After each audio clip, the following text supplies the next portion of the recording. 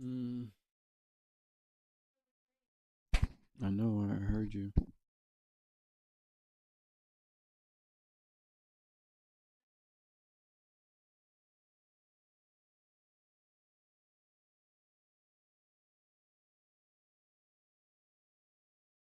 Mm-hmm.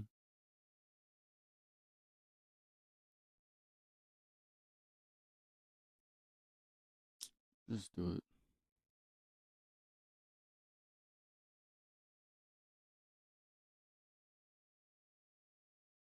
Mm-hmm.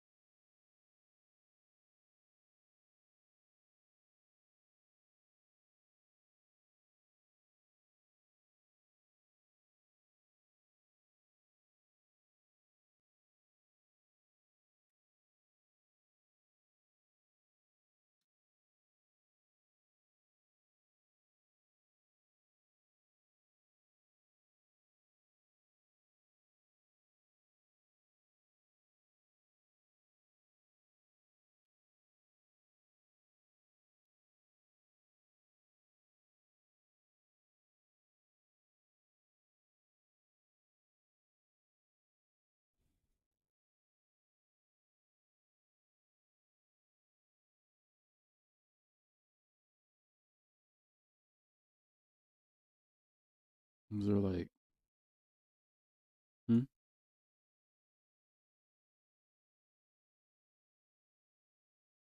Yeah. Hi guys, Mr. Waffles here. For years and years, people have asked me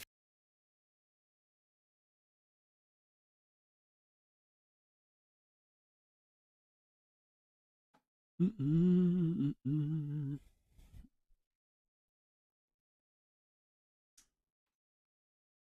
You only get one, right? And that's $60 each? Mm. It's still pretty terrible, but should be $12 for a kennel. What? Nah. What Walmart are you looking at?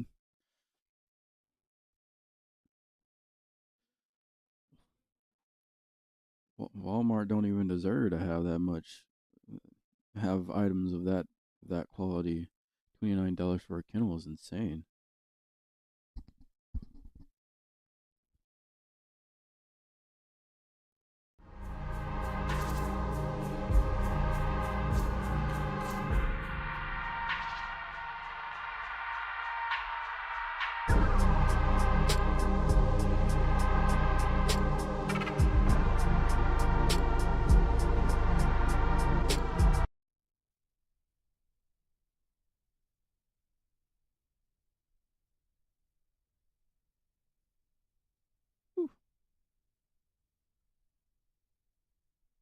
for a full storyline recap video, and so that is exactly what I've done today. It's exactly 5 minutes long and outlines the events of the Zombies storyline from 2008 all the way until now with Black Ops 3. Despite being only 5 minutes long, this took me an absolutely ridiculously large amount of time to put together and fact check and edit for all of you guys, so a like on the video would be massively appreciated. And without further ado, let's do this. The story begins with Nacht der Untoten. 4 soldiers fight for their lives in a bunker. Verrückt releases and is set in Wittenau Sanatorium, filled with echoes of its bloody past alongside the new edition of perks. Scribbles on the walls hint at the nature of the research being done in the asylum, and it isn't pretty. The playable characters are 4 unnamed soldiers in a United States Marines recon unit, working under Operation Leader Tank Dempsey. They were originally sent into the asylum to extract the American spy Dr. Peter McKay, who'd been spying on Group 935, a German-led research organization. Map 3 is Shinonuma. The 4 main characters are Dr. Edward Richtofen, Tank Dempsey, Takeo Masaki, and Nikolai Belinsky. Hellhounds make their first appearance, as does the giant Tunguska meteorite and the Wunderwaffe. The crew teleports teleport from Shinonuma to Dariz. It's there that Dr. Richtofen and Dr. Maxis had been exploring the science of teleportation, as well as the possibility of creating an undead army. Prior to the crew's arrival, Richtofen had actually trapped Maxis and his daughter Samantha inside one of the teleporters at the site, and catapulted them into time-space with unknown consequences. So, back to the present, the crew use a Wunderwaffe to overload the teleporter and find themselves inside Kino der Toten, another 935 outpost. We also learn from 5 that in 1963, Kennedy, Castro, McNamara, and Nixon experience a zombie outbreak inside the Pentagon itself. The next map is Ascension, and it takes place historically alongside 5. The crew assist a discarnate Dr. Gersh, victim of an unfortunate run-in with another scientist working at the site called Yuri Savoysky. They make their way from Ascension to Shangri-La, with a brief stop-off at Call of the Dead, during which we learn of George Romero and his cast's doomed trip to Siberia. It's during that detour that Richtofen gains possession of an ancient device known as the Golden Rod. They move on to Shangri-La and encounter Brock and Gary, two famous explorers doomed to die in their exploration of the tunnels and temples of the map. By delaying the duo's demise, the crew gained possession of a focusing stone of compressed element 115. From Shang, the crew traveled to Area 51 and then onwards to Moon. They used the previously attained artifacts to open a large obsidian pyramid known as the MPD, and they find Samantha inside.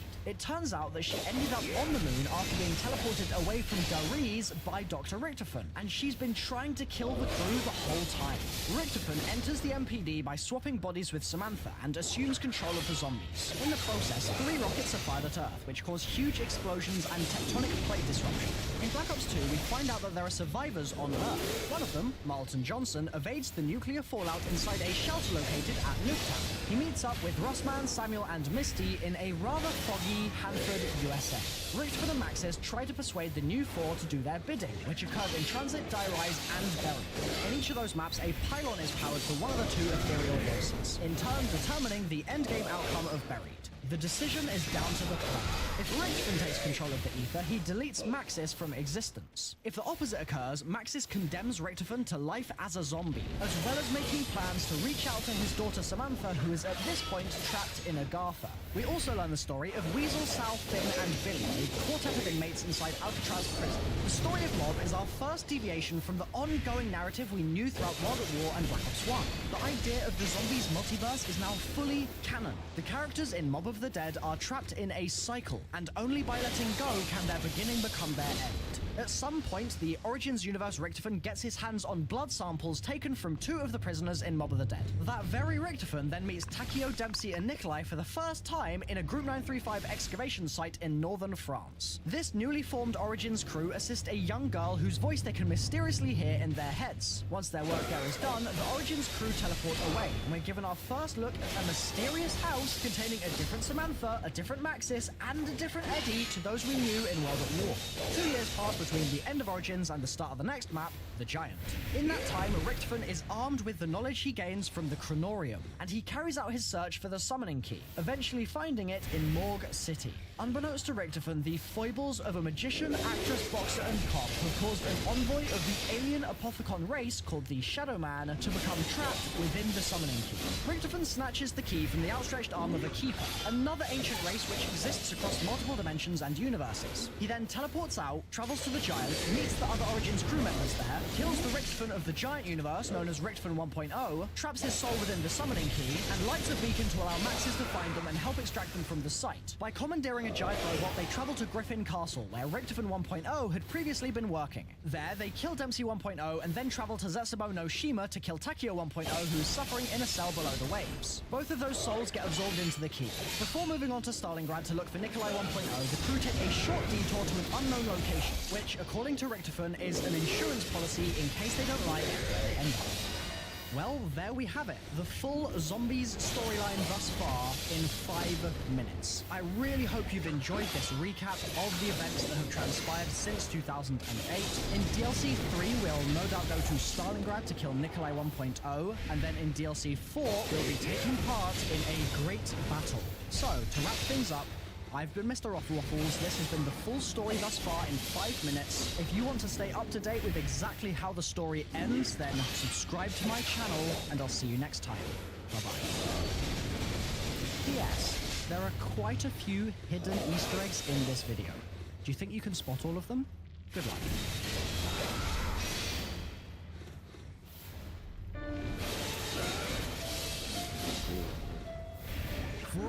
expected, the Call of Duty franchise has always managed to dominate the gaming market.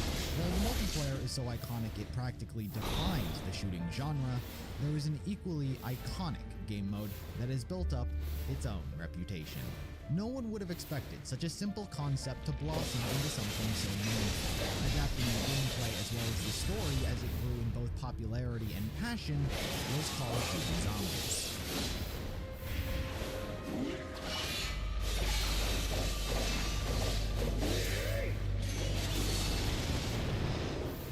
While oftentimes to understand and grasp a timeline, it is best told through a chronological perspective, Call of Duty Zombies timeline can easily get very confusing and difficult to follow through this method alone.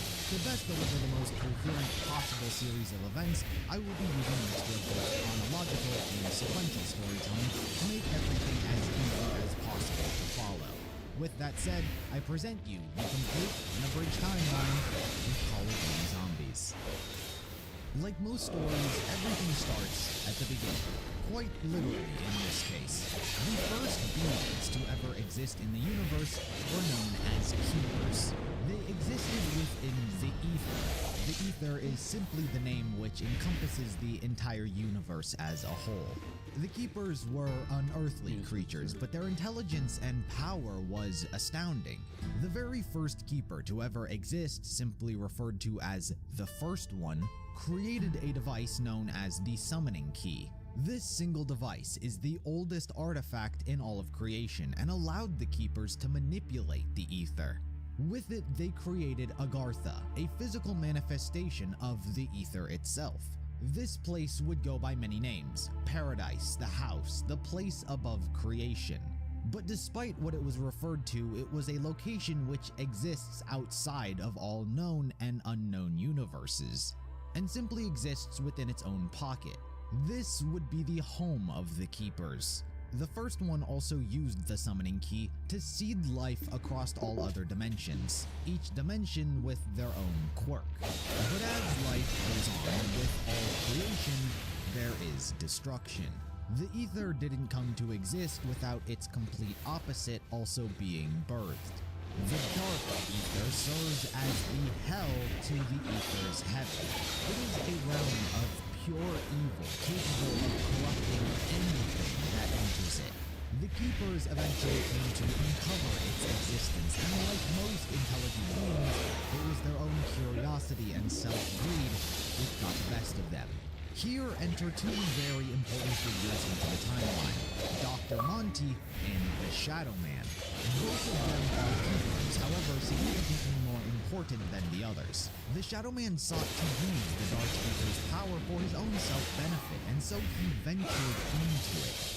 Being his best friend, Dr. Monty attempted to stop him, however, was unsuccessful.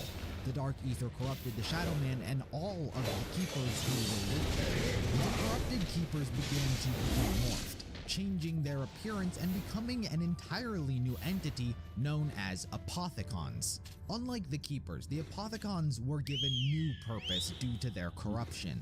Their sole motivation became to wreak havoc across all of creation. They invented the Ether Pyramid, a device which could harness the power of the Dark Ether and control the Ether entirely.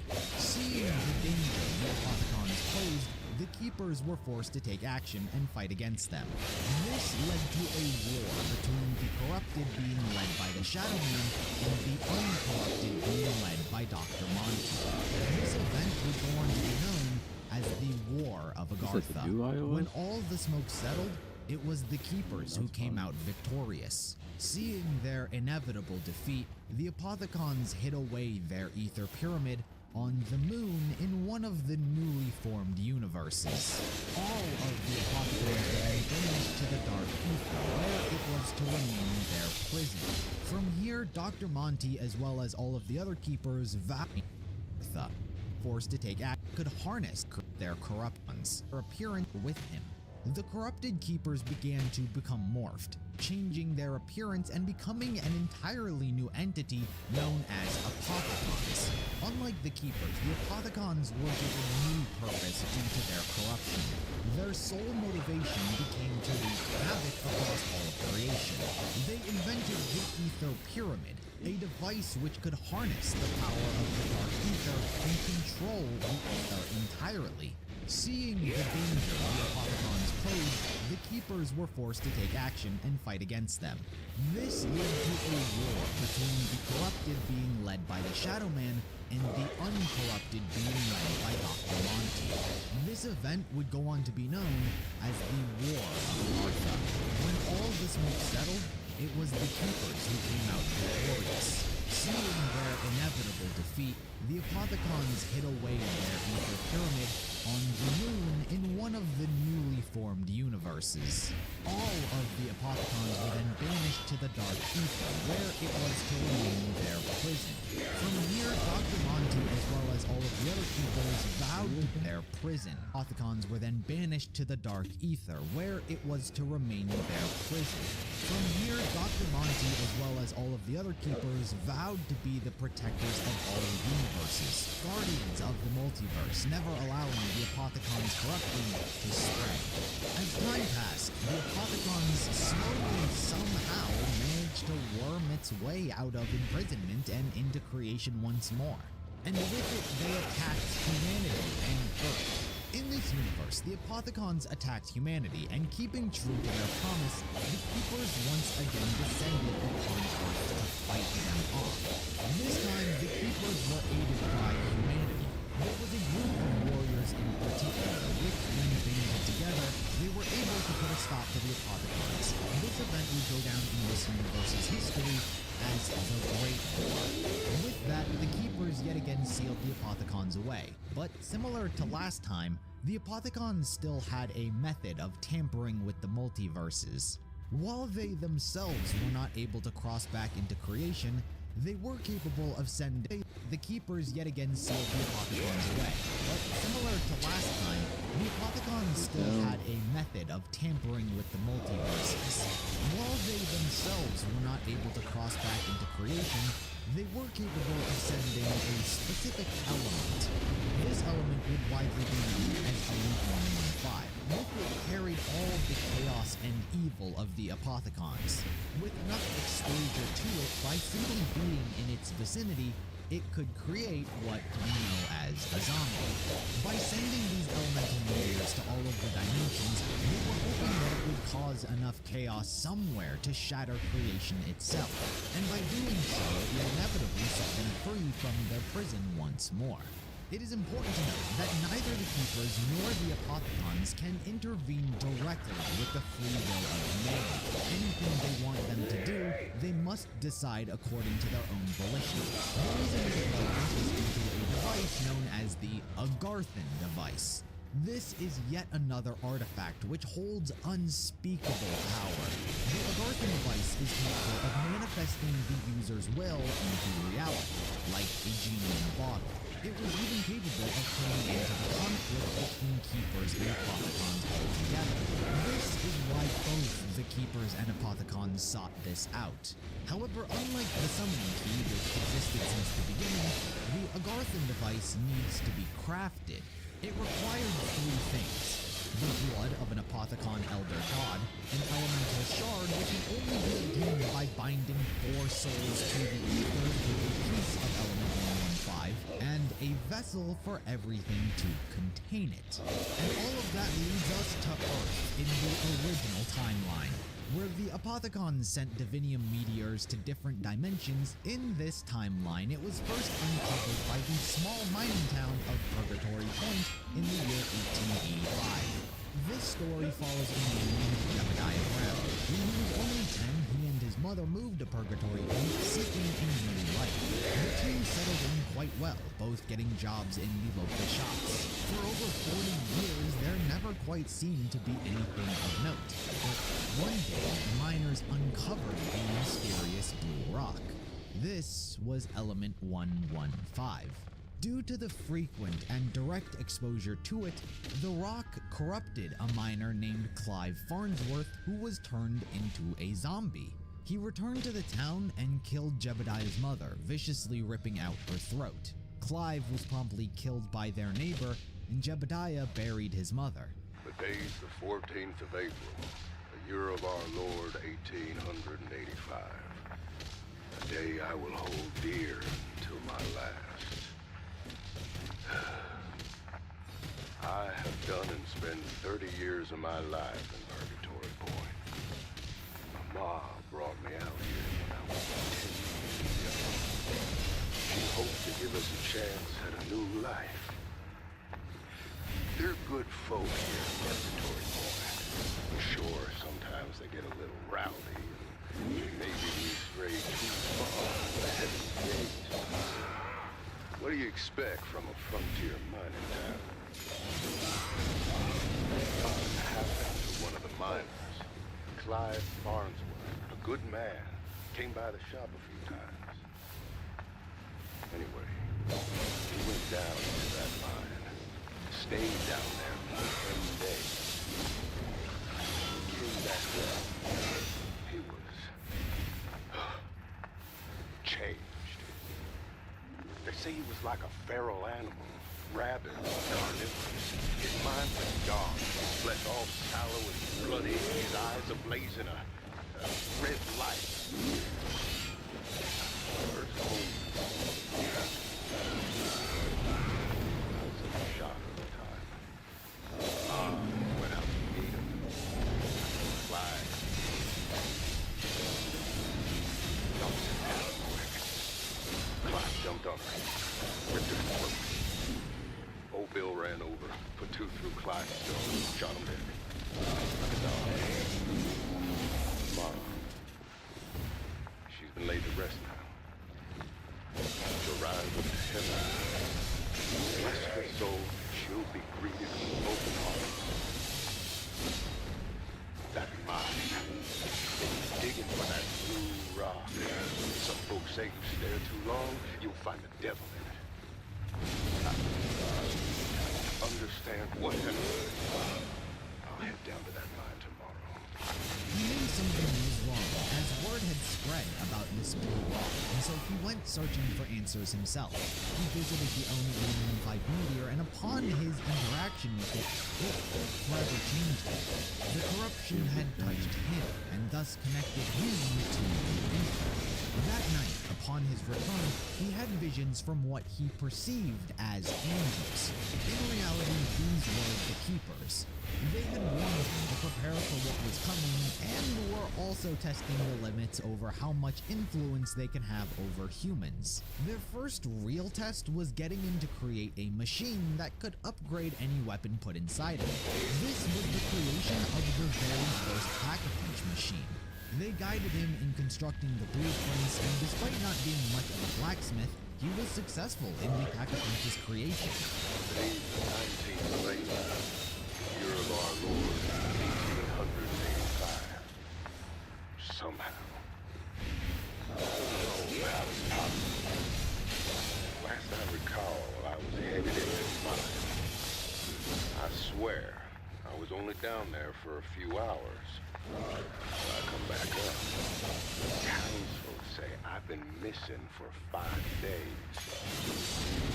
And then last night, when I slept, I had a vision. 2 angels came down from heaven. They told me I needed to be ready to prepare for what was coming. What was coming, they would not tell me, but how to prepare. Build a machine, they said. A machine that will grant you great power. This machine was complex, requiring craftsmanship and mechanical skill I did not have. I told them such, but they said not to worry. They got in my hand.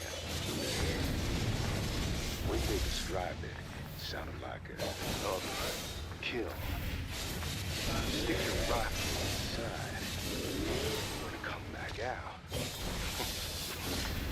well, let's just say that rifle had a serious problem. This machine garnered the attention of many locals and visitors alike, but most importantly, it proved to the Keepers that humans could be of use. The Keepers yet again visited Jebediah, only this time hoping that he could craft the Agarthian device. This proved troublesome, as he had no means of getting either god blood nor 4 souls.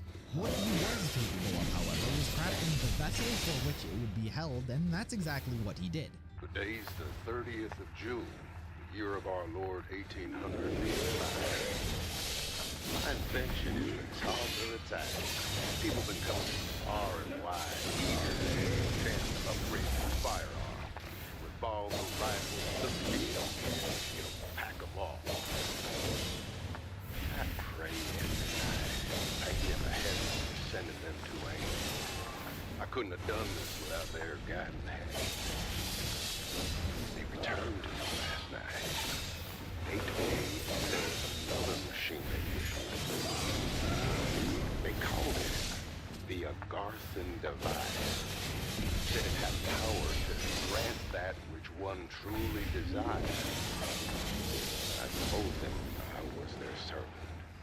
Show me the path, I will walk. They said I needed three things. The blood of an elder god, an elemental shard, and a metallic vessel the heart of carry. To find the blood, they instructed me to travel to the bottom of the ocean. I told them this I could not do, for I would perish.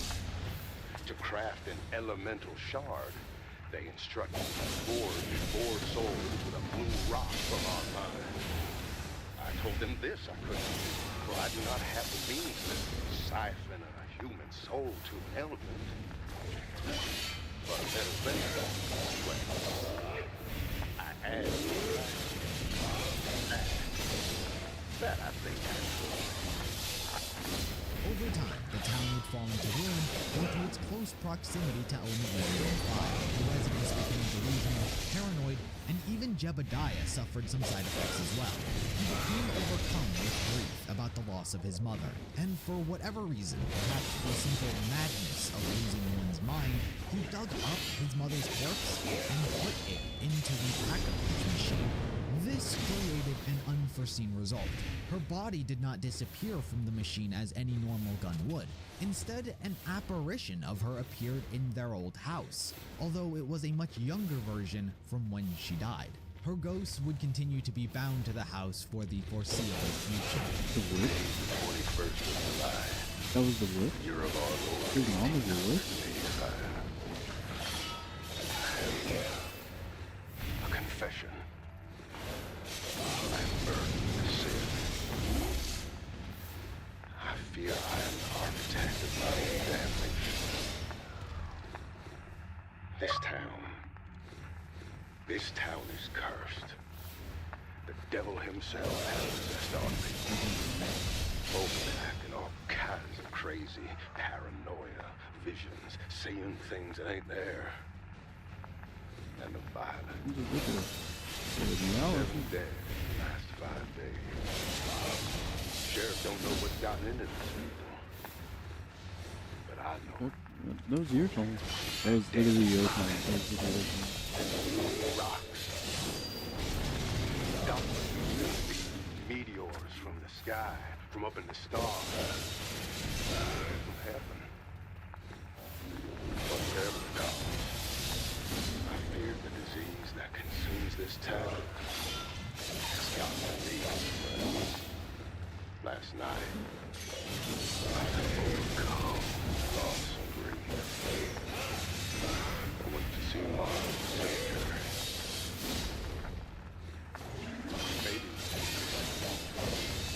Maybe it was delirious. I should say. I dug her.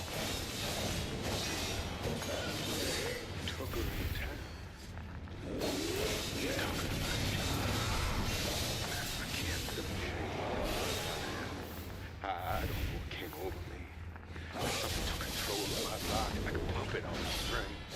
I put her in the machine. I don't know why. Maybe they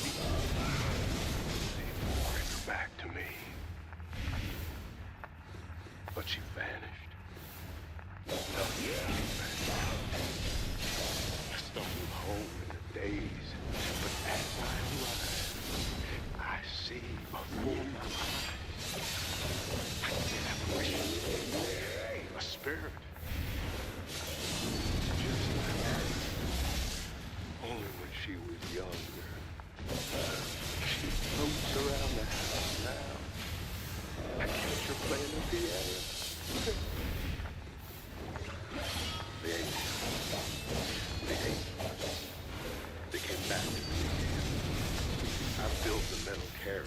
as they ask. Upgrade with my machine. Seeing his purpose as having been fulfilled and the steady decline of his well-being, the Keepers instructed him one last task: to put the vessel he crafted into the Pack-a-Punch machine, which he did. Such energy mixing with each other wound up teleporting Purgatory Point beneath the surface of the Earth, all the way in Angola, Africa. Following this, the town was completely overrun by zombies, and Jebediah is killed. Today is the 22nd of July, the year of our Lord, 1895. We are truly lost. This town, these people, we are being punished by heaven for our transgressions, and now must suffer the righteous hand of retribution. I did just that. I put the vessel in the Pack-a-Punch machine just as next thing I know, all the energy, all the power of the world is sucked out of the air and is pulled inside the machine.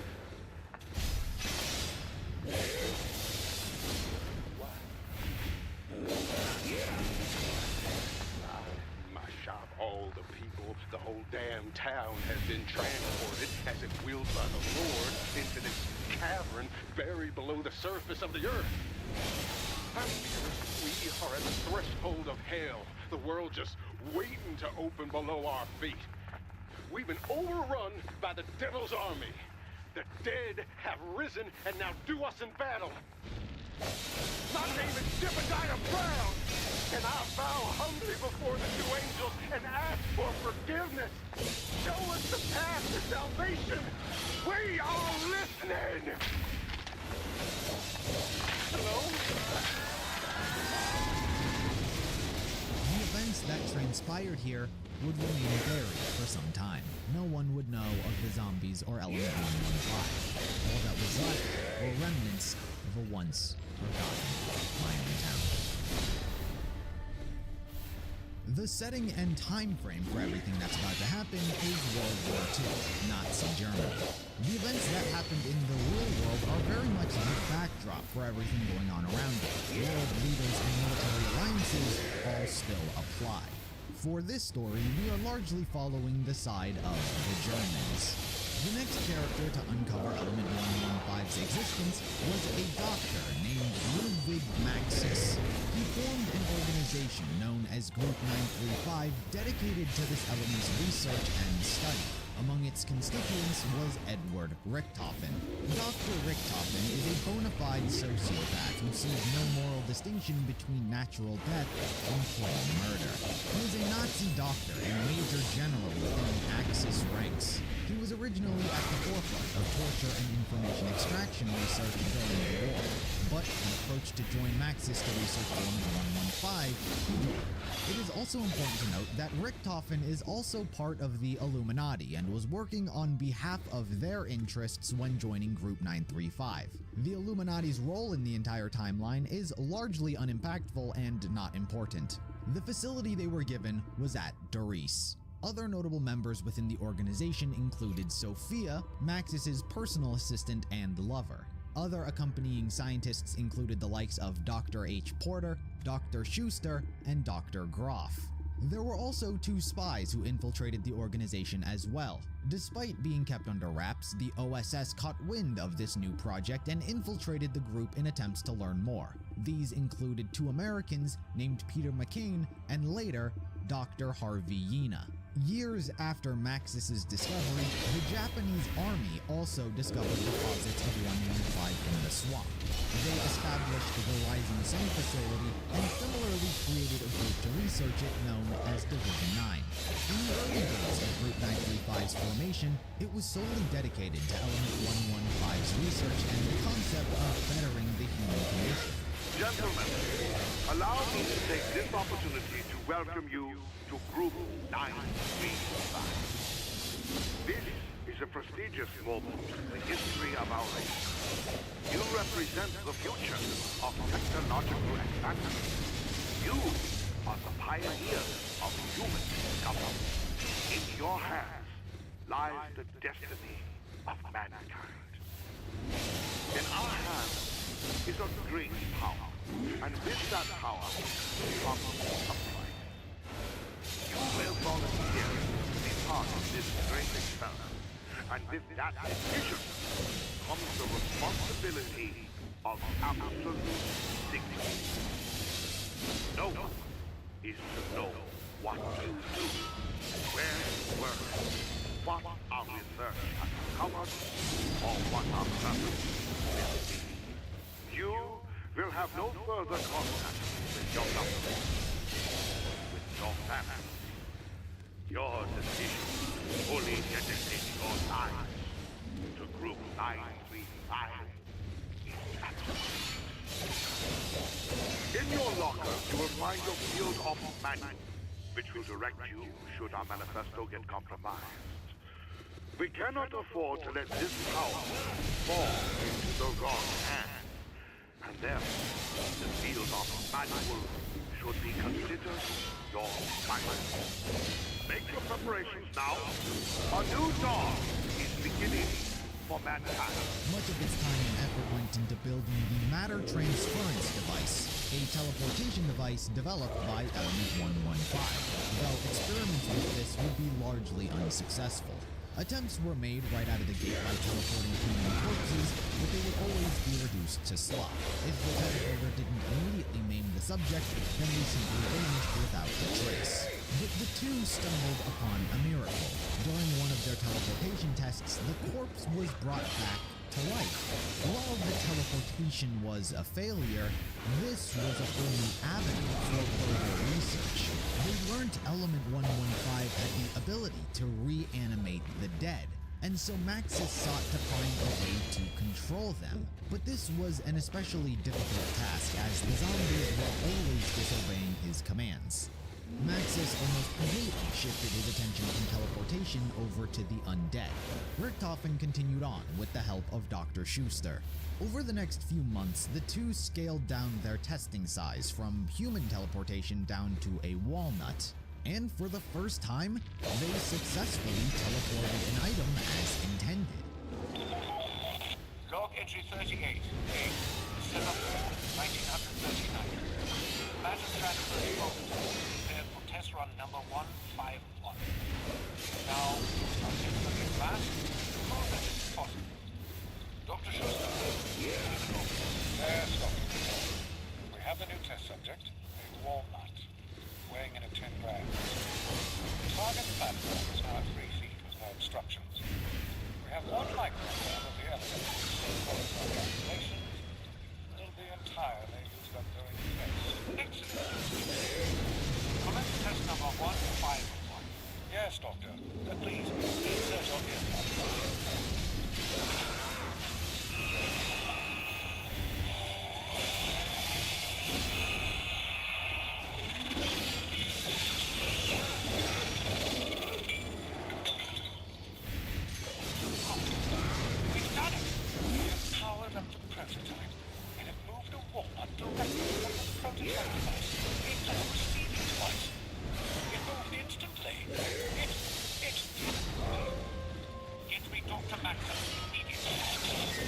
Maxis wasn't too pleased, as he had instructed them to research the undead, but he was more upset for a different reason.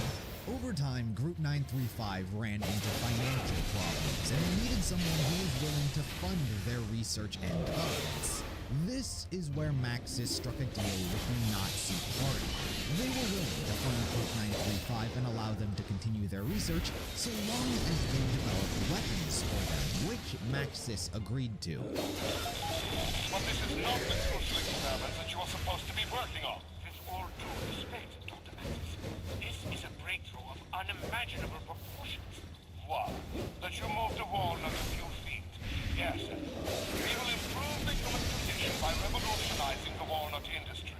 I can see it now. Edwards, walnut delivery. Don't be obtuse. How dare you call me that? We are at war, Edward. I will admit to this idea, but until this war is won, Correct me if I'm wrong, Dr. Mattis, but Group 935 is a research organization. What was the model? To improve the human condition. find you in on a little mystery. We are finalizing a deal with the Mastercard. A. Chances are this war will end soon, between you two. You'll be in a much better position to help them. You certain this won't cause massive defections? We have scientists from all over the world working with us. That is why, with the utmost confidence I share this with you, no one will know of this. This is simply the breaking of an egg to make an omelet. Think of the tactical advantage. Think of the cost. Think of the time. We can provide the Nazis technical expertise in various areas without putting all our eggs in your walnut basket. Good game, Edward. If that's your wish.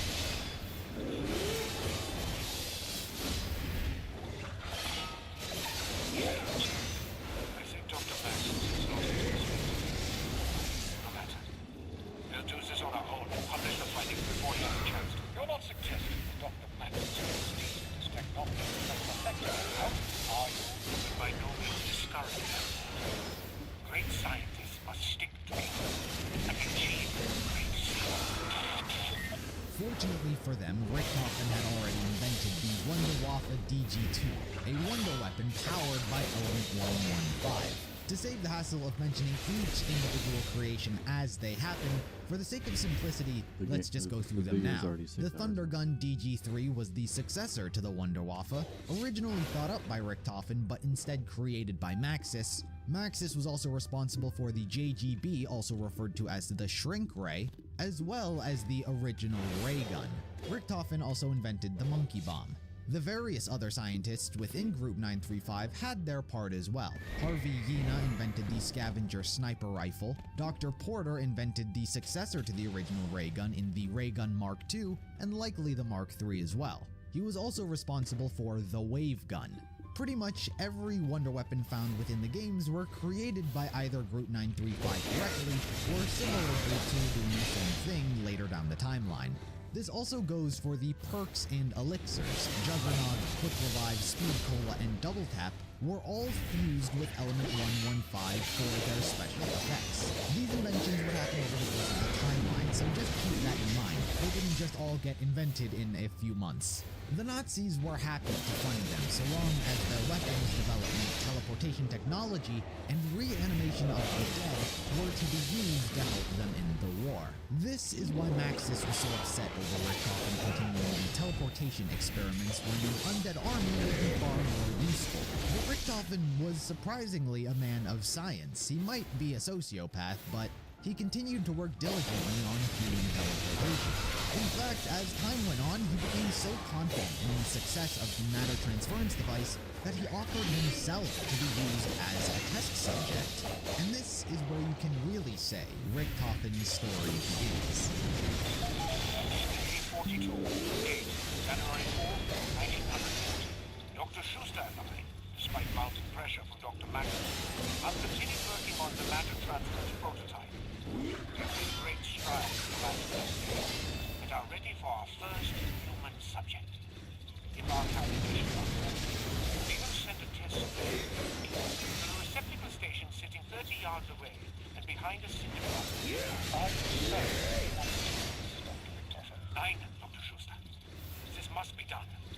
Continue the earplugs and power the machine.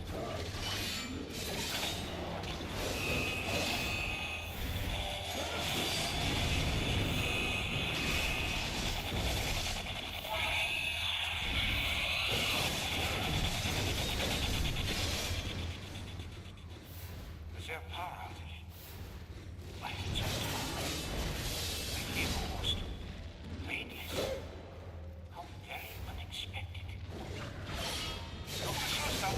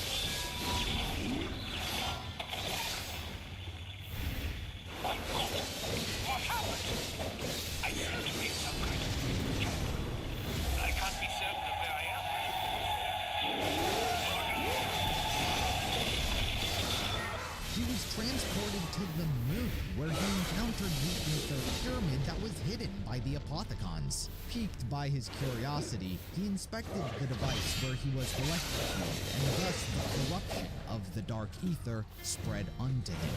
He began hearing the many voices of corruption, including that of the Shadow Man himself. These voices told him many things and informed him about much of the alien technology.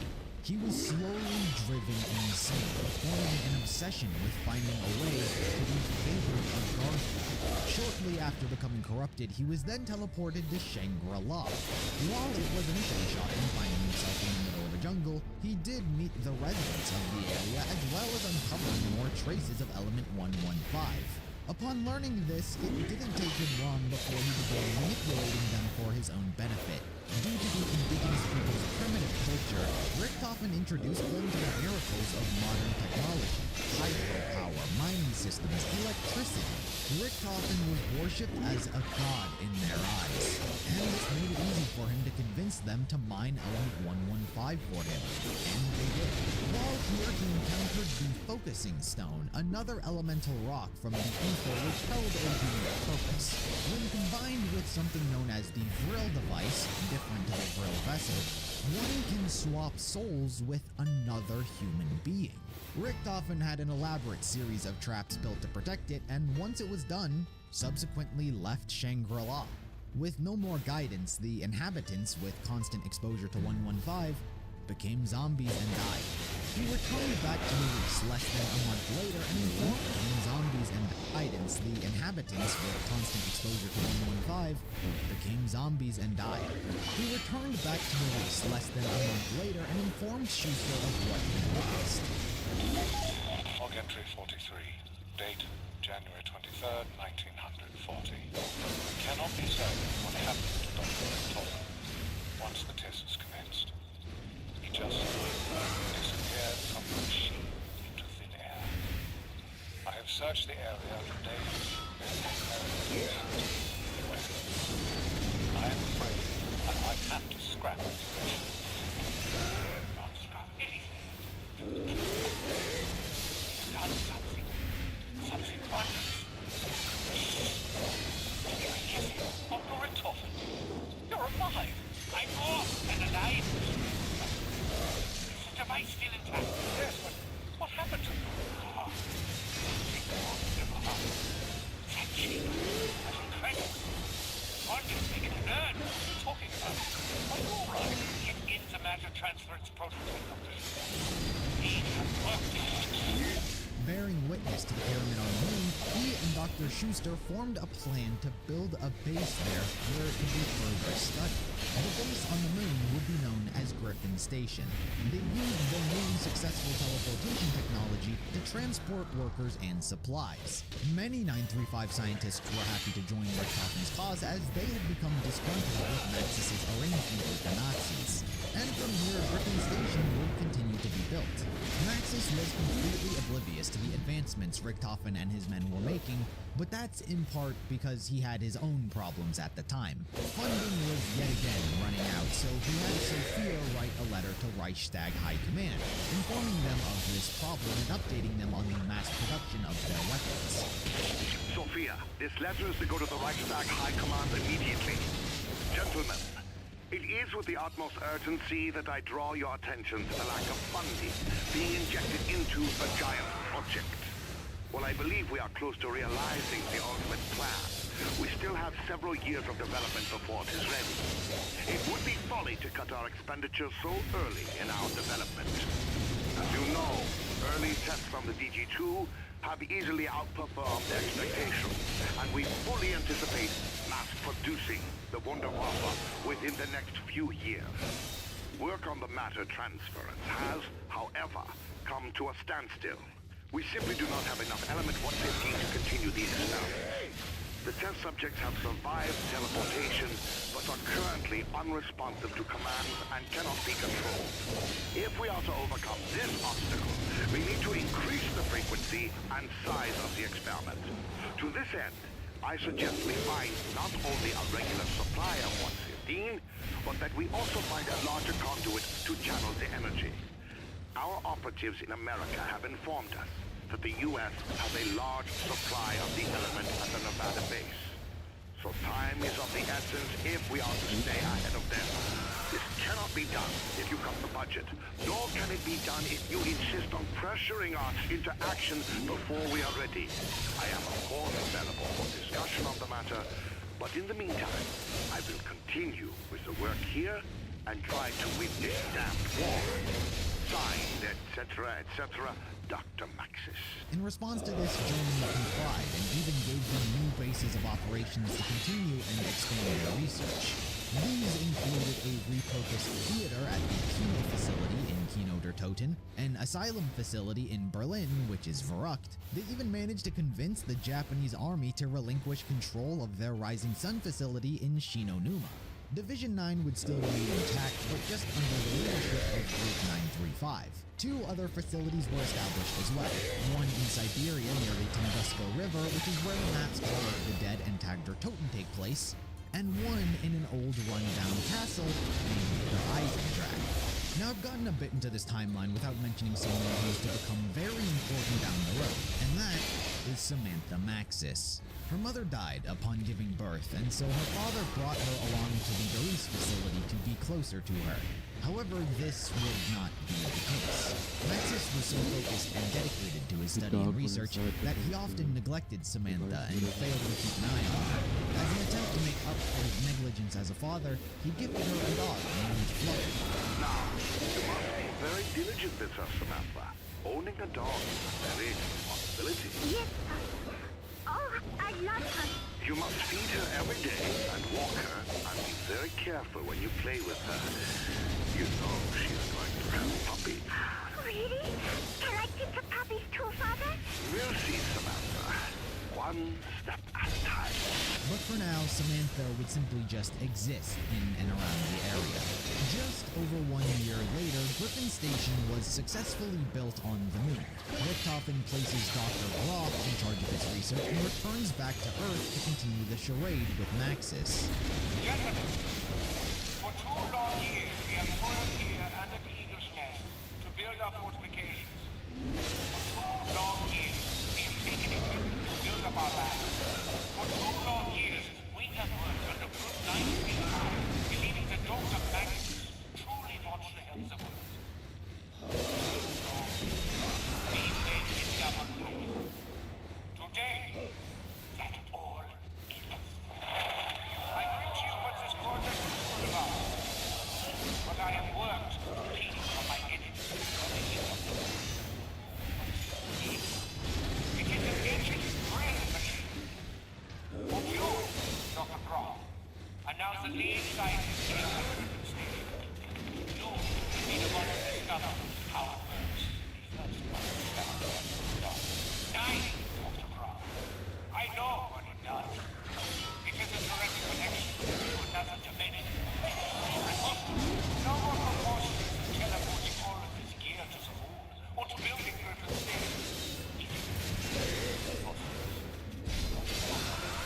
I have found many interesting real artifacts. I have decoded through them all signs points to being a stable gateway to the east. Dr. Richard, I'm aware of a project being run by Dr. Maxis at the concerning, as am I. I am going back to my post at Group 935 to continue the charade. I will be finding out how much information Dr. Maxis is offering. Once the machine is operational, I will enact my plan. Gentlemen, let the games begin.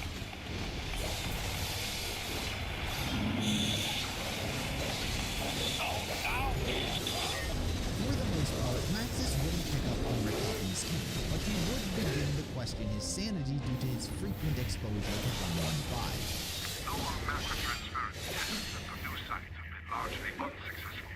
The teleporter's malfunction has nonetheless yielded some interesting encounters. The fact that the jet subjects departed their original point of origin is undeniable.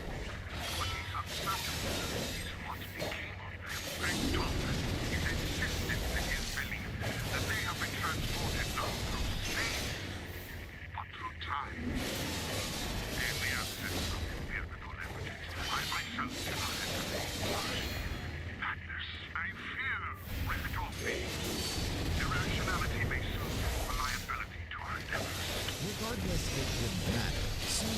Sophia were transferred to the Kino facility to focus on creating Germany's undead army. Maxis's methods involved a sort of brainwashing tactic. The subjects were exposed to a series of images to condition their memory. If the zombies were capable of recognizing and remembering what was shown to them, then it proved they were intelligent and had the ability to learn and thus be controlled. The test subjects have been undergoing treatment for 5 days with progress. I have been assured that in time, programming will take over. Their most successful test subject was Subject 2-6. In the past weeks, we have made great strides in breaking through to their subconscious. I have had the projectionist methods to these changes have been very effective. Subject 2-6 has had a breakthrough. He is responding to the treatment and following basic instructions. The violent outburst is very just. In time, I feel this method of treatment will be 100% effective in most cases. Maxis didn't need the zombies to remain controlled forever, just long enough to be used as soldiers pointed in the right direction. The ideal amount of time was 26 hours. The timeline for deployment can be accelerated. Given the progress we have made in the past 2 weeks, Mission 6 can obtain the impressions longer than 26 hours, we will have the process perfect. Unfortunately for everyone, this breakthrough didn't last long. Subject 2-6 appeared to be in a permanent state of docility, which caused everyone to let their guard down. It attacked its handler, which led to both Subject 2-6 and its handler being put down. However, it didn't only attack the handler. Sophia was also attacked and infected, though she tried to keep this information hidden from everyone. After many weeks of failure and frustration, Dr. Maxis finally achieves the breakthrough he had been searching for. The results were instant and startling. In the case of Subject 2-6, his instances of violent outbursts were non-existent. His docility appeared. Permanent. Unfortunately, while we prepared to implement the treatment of the other subjects, there was an incident. During his field test this morning, Subject 2-6 attacked a handler. 2-6 and the handler were both destroyed. Maxis believes Subject 2-6 only attacked the handler. He does not know I was attacked as well. I have observed a developing pattern of high fevers in the cold space. My thoughts are erratic. My relationship with Blue Baby is complicated. I fear I cannot keep this secret from him for long. Maxis did find out about Sophia's injury. He kept a personal log documenting what happened to the subject and formulated his own plan of how to deal with his lover. Another signal. Mission 6 was careless when in the field test. He lost control and attacked one of our handlers. His injuries were minor, but Mission 6 was destroyed.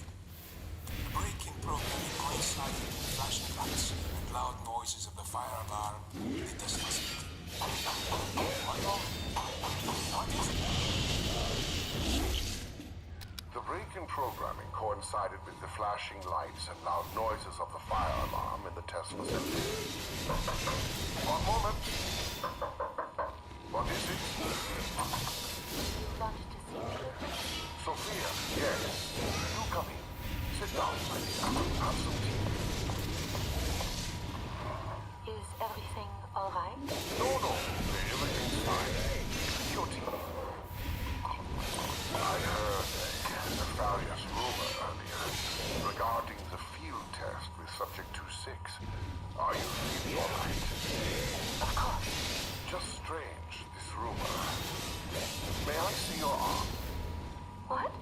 No. Why do you need to see my arm? Relax, Sophia. I would never hurt you. You know that, right? Of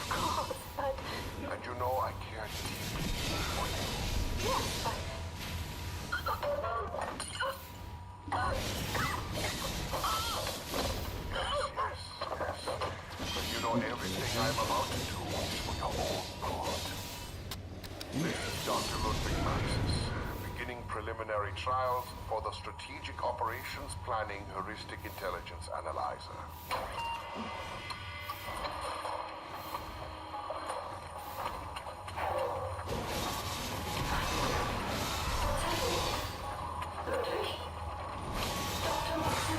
Hello, Sophia. It's so dark here. I can't see anything. That's all we have. How are you feeling?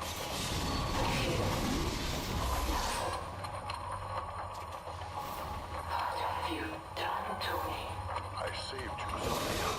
I saved you when you went wrong. Oh, Maxis. What have you done? He preserved her brain and transferred it into a machine, whom he'd also named Sophia. This would be Sophia's cruel fate for the foreseeable future. As for Maxis, he deems the zombies incapable of being controlled or maintained.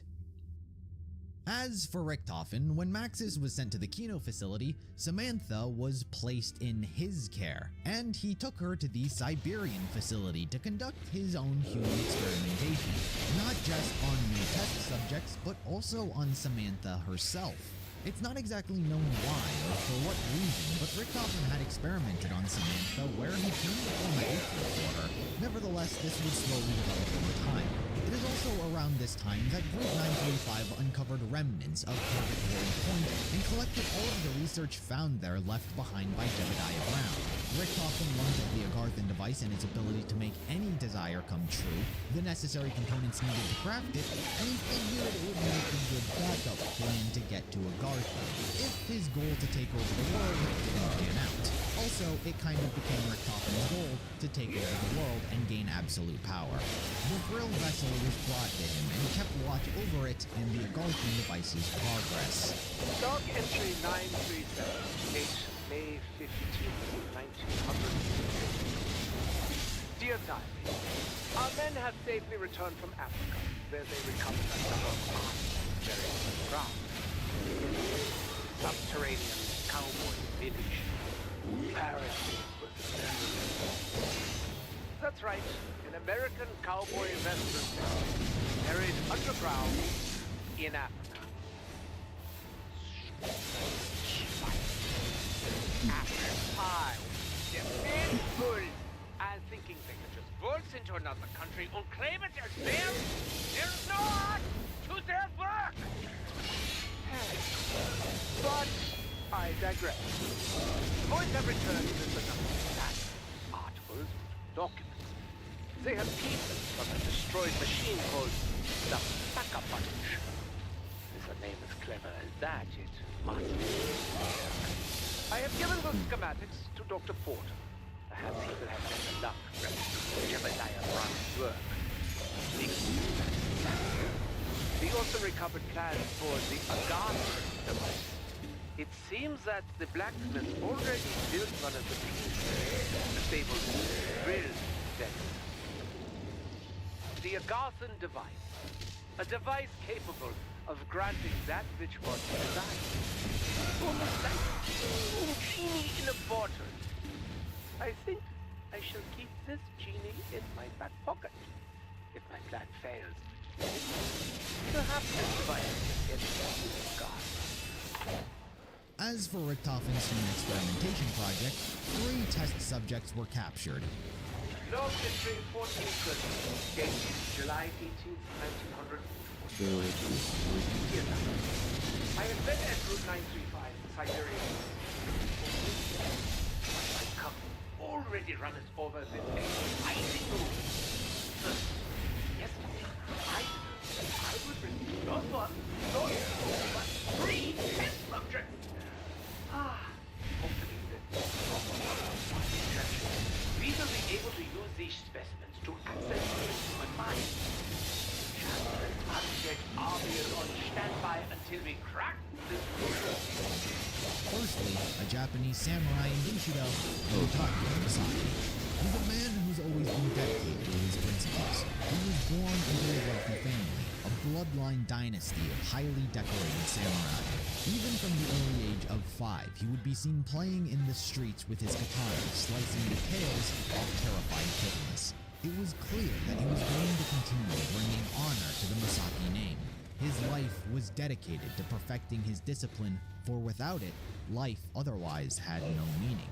He joined the Imperial Japanese Army and quickly rose up its ranks, as war was the perfect setting for him to explore his bloodlust and the nature of those less honorable than himself. Due to the legacy of his family name and actions on the battlefield, Takeo garnered attention from the Emperor himself. He witnessed Takeo's unwavering fear, his ability to stare death in the face and endure whatever was thrown at him, and he was jealous. He began to use Takeo for his own personal missions due to his loyalty. This even involved over stealth. He as war was the perfect setting for him to explore his bloodlust and the nature of those less honorable than himself. Due to the legacy of his family name and actions on the battlefield, Takeo garnered attention from the Emperor himself. He witnessed Takeo's unwavering fear, his ability to stare death in the face and endure whatever was thrown at him, and he was jealous. He began to use Takeo for his own personal missions due to his loyalty. This even involved overseeing Division 9's research on Element 115. Takeo reported that the work being done there was unacceptable, and in response, the Emperor ordered Takeo to hand himself over as a test subject, for which he complied. Takeo was then taken by Group 935. The second test subject was the Russian sergeant Nikolai Belinsky. His reputation is shrouded in that of a ruthless killer, someone who's climbed up the ranks by murdering those ahead of him and sweeping his way through the political ladder. However, these stories of him may be just that, stories. In reality, there was only ever one thing he loved in this world, and that was his wife. She meant everything to him. Once Germany began their advance into the Soviet Union, the country became a war zone. They bombed the major cities, and Nikolai's wife was killed in the carnage. This was perhaps a fate worse than death for him. It sent him into a spiral of drowning his sorrows in alcohol. He drank to forget, and it is likely within his drunken stupor where the tales of the ruthless killer Nikolai were born. Also made up were stories of his ex-wives. He began speaking about various other women he had married, who at least 5 of which he murdered himself. These women were non-existent, but rather a manifestation of the sadness he was burying deep within him. Nikolai would continue to fight on as a soldier, part of the Soviet forces. He participated in the Battle of Stalingrad where his brother was killed, and he was subsequently captured by German soldiers and taken by Group 935 to become a test subject. Richthofen's third test subject was a Mexican of unknown origin named Pablo Marinas. These 3 were subject to Element 115 experimentation as Richthofen attempted to unlock the human mind, tamper with the brain and body by using Element 115, and create an army of soldiers for the German forces. It wasn't just about controlling these 3 in particular either. They also attempted to clone them so they could create their own soldiers. The Element 115 affected them all differently. Takeo began vomiting uncontrollably. Nikolai was not responsive to the treatment unless vodka was involved. But it was perhaps Pablo who was affected the greatest. The Element 115 gave him visions from the past, the future, different timelines, and different dimensions. He quite literally saw through space and time. He rambled about what he saw, and caused him to be looked at as insane. While Richthofen continued to work on creating soldiers for the German forces, he began to find the work boring and uninteresting, which led him to reevaluate his interest in the Agarthan device's creation. Log entry 1469, date August 28, 1945. Dear Diary, progress continues on unlocking the human mind. In Germany hopes to continue the war. Unless armies willing to obey orders. There's also been further interest in the super soldier. The German Chancellor considers this of high interest. We have begun the process. We will have to see what results we yield. Test subject N3W has been forwarded. Dear Nightmare, he lives. The Russian subject. Dr. Ina suggests still make a podcast, but considering my third party I wonder if this is perhaps another specimen from Mexico. Giant monsters or some uber-fun war.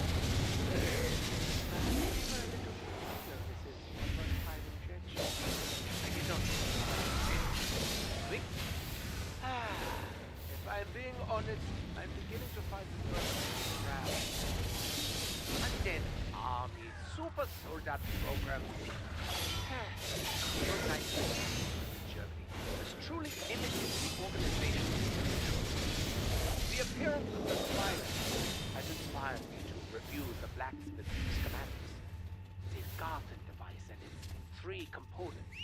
The real vessel, the apostle blood, and the elemental shard. The instructions to creating the elemental shard have my interest.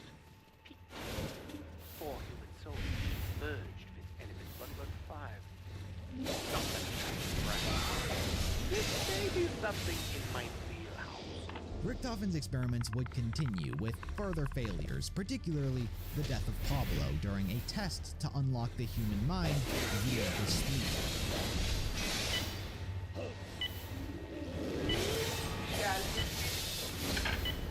Scout, Dr. Rick. What exactly are you? We are attempting to locate an appropriate stimuli that will trigger the brain's involuntary willingness to obey commands.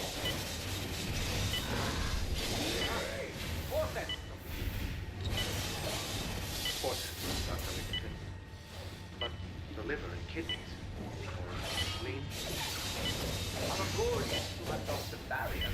In 105, it's 4%. Barrier. There we are. Retractor. Seems the Chancellor has been part of these last days. It's because of the spy that was discovered. That's his son. I do not know. Our German leader, along with Dr. Image. Simple-minded, childish. Keeps pushing for his undead army.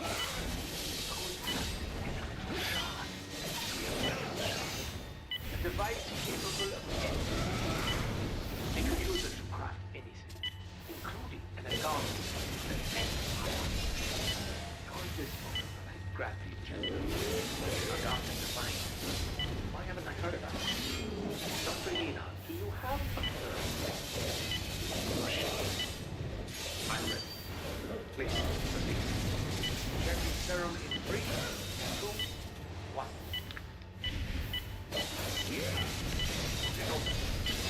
Nearly complete. Again. Grip. Well, I guess the barrier isn't easy. Wait. You did. Do it. It was an accident by my hand. Flip. Target 31471. Gate, September 2nd. Another day, another fair. This time, subject indefinitely. The Russian subject still smells like urine, even after he was given a bath and deloused twice. And I think I might have killed the specimen from Mexico. His spleen is on the floor and he's not moving anymore. I can verify the search. Barrier is not located in the suit.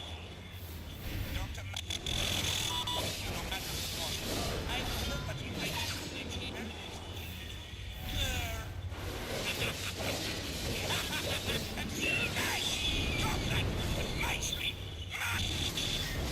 As time went on and Richtofen descended into madness, Cornelius Purnell, who was responsible for sending Peter McKinnon as a spy to Group 935, believed the group was losing control over its experiments and decided to pull the plug on the investigation. A special force team was formed with the intent of extracting Peter McKinnon. They It was led by Tank Dempsey. He was chosen due to the grit he showed during the Battle of Peleliu. He and his men were captured during the early raids and spent 2 weeks submerged in malarial water in a rat-infested bamboo cage. He gnawed his way through the pit and took down his captors with only a bobby pin and his Medal of Honor. All he knows is war and working to win it for everyone he's fighting for. He is the definition of an American hero. He, alongside John Banana, Smokey, and Paxton Gunner Ridge, were sent to the Varuk facility to extract Peter McKay. Before they got there, however, Peter's identity as a spy was uncovered and he was captured by Group 935. An outbreak at the asylum shortly followed, and amongst the chaos, Peter had managed to escape, but lost his left forearm in the process. By the time the extraction team arrived, it was too late. The facility was overrun, and they were forced to fend for themselves. Both Smokey and John Banana were killed. A radio was left behind in Banana's final moments of death when he lost his mind. Field report. Quiet report. The mission has all gone south. It's Johnny here. Smokey's near, most likely with meat in his mouth. Been here for ages. I ran out of paper. The counter will like to record. Kane must have failed, and now we must fight off the horde. Kane took the route with low ammo and luck, and now Smokey's lost. We went down the halls, they bit Smokey's balls, and now he walks with the dead. They call me Banana. I work at a cabana. I rhyme to keep myself safe. Though Smokey is dead, I can't be sad. Right now, it's my day. Dempsey, on the other hand, is captured by Group 9. Dead, I'm holding his head. Right now, it's my day. At a cabana, I rhyme to keep myself safe. Though Smokey is dead, I'm holding his head. Right now, it's my prey. Dempsey, on the other hand, is captured by Group 935 and is used as a replacement test subject for the Mexican in Richtofen's experiments. Log entry 1472, date September 10th, 1945. Dear Diary, today was a good day. The swelling has subsided, the ice helps. They made liverwurst for lunch. It was... I still have not had any luck reprogramming any of the live specimens. Dr. The key to unlocking the human mind will be more easily discovered on someone who isn't dead yet. I am not convinced. The army is stored until I can break this trust barrier. Oh, apparently someone in security found a spy. They are delivering him from place the one that I broke. The only survivor was Gunner, who managed to make his way back to the United States and report what happened to Purnell. Dempsey was transported to the Siberian facility, and he, alongside Nikolai and Takio, were all exposed to serums of element 115 and tested on by Richtofen. Log entry 1473, date September 17th, 1945. Dear Diary, today... Hands off me, damn dirty Nazi. Uh-oh, this doesn't look good. That's right. You want some of this? I'm taking you home in fags. Freak.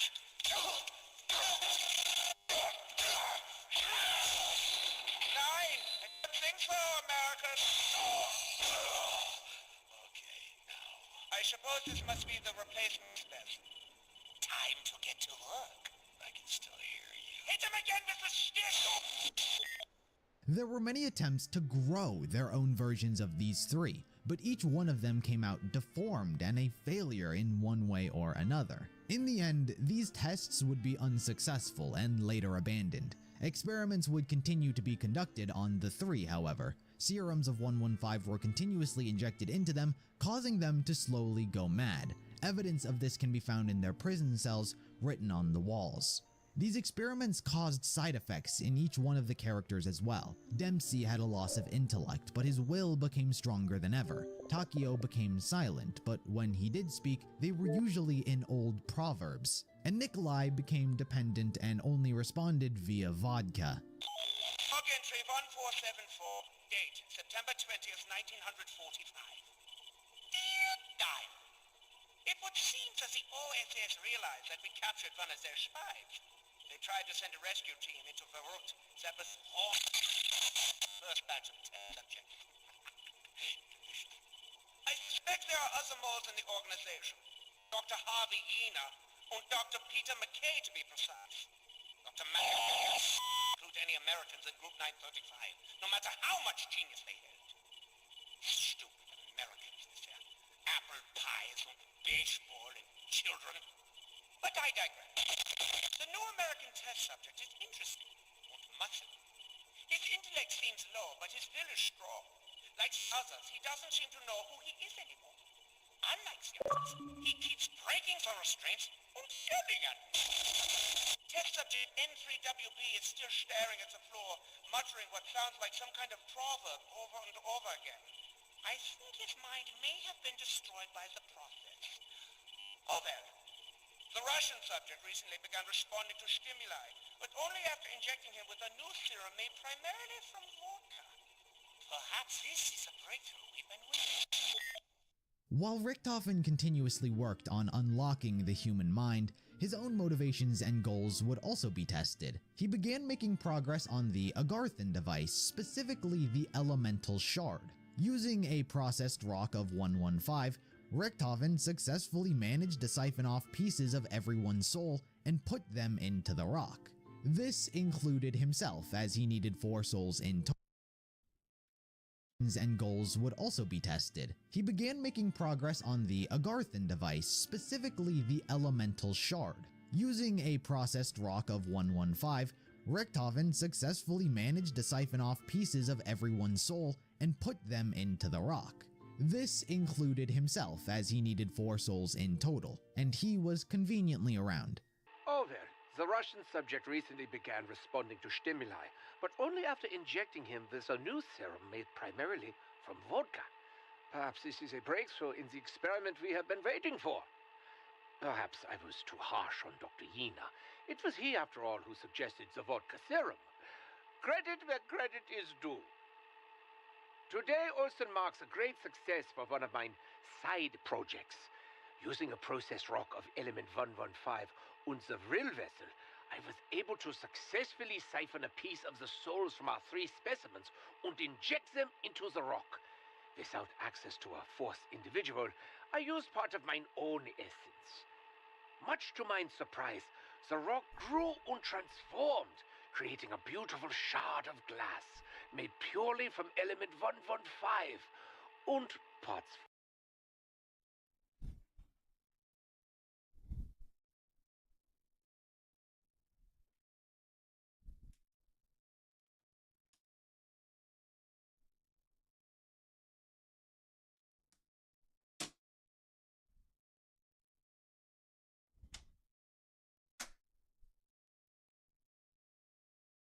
Here's the meowing.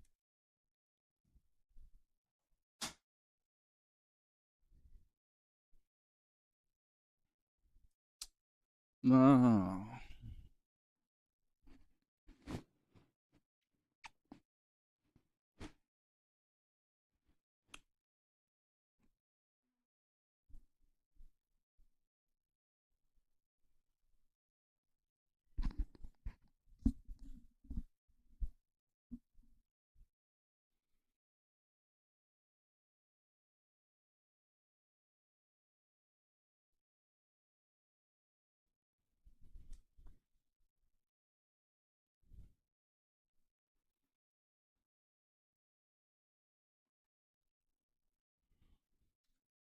From 4 human souls.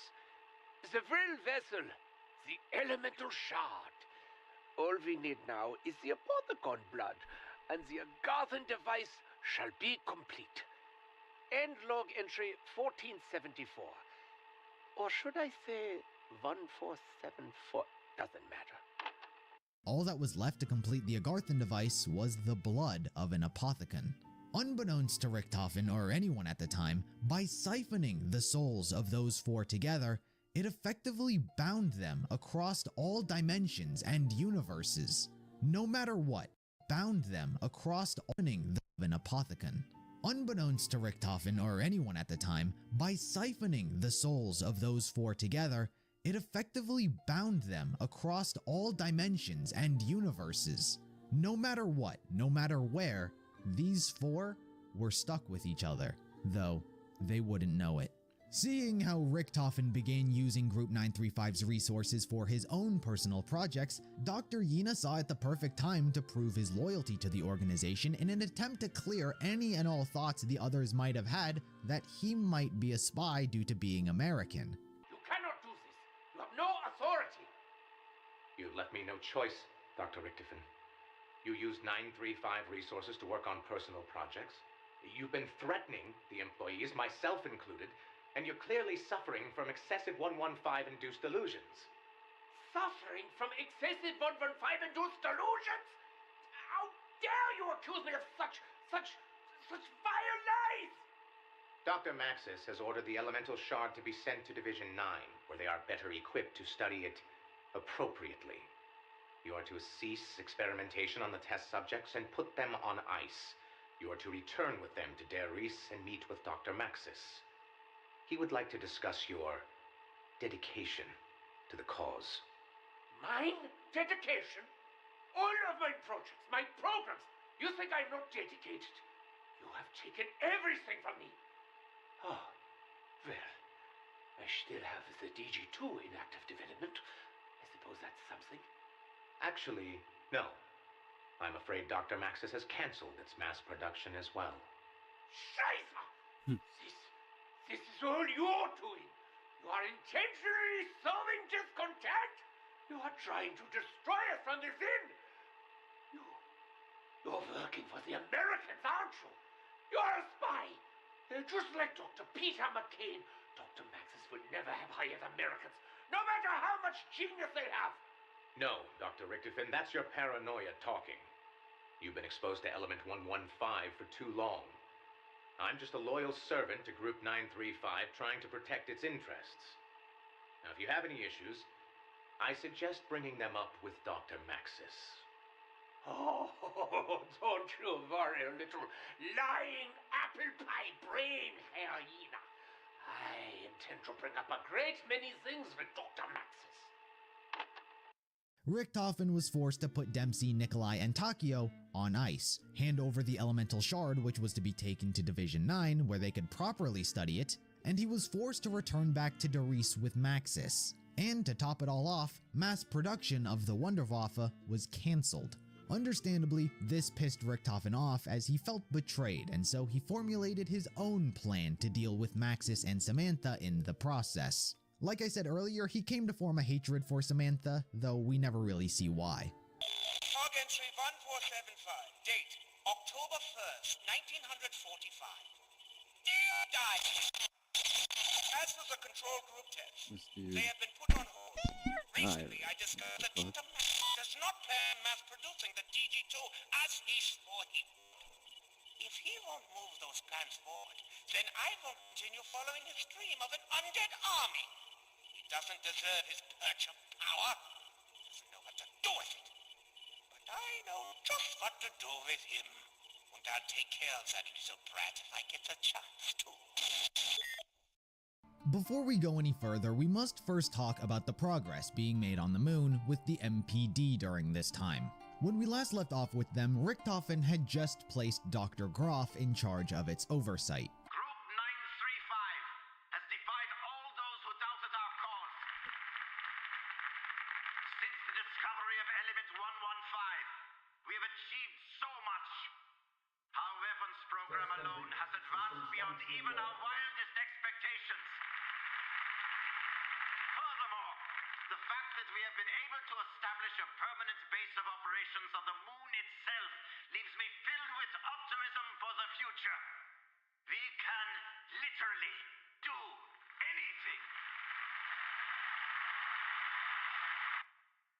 Despite countless hours of analyzing and studying the MPD, it yielded little to no results. It wasn't until by pure accident when Dr. Schuster killed a nearby rat that its soul entered the device and began charging it.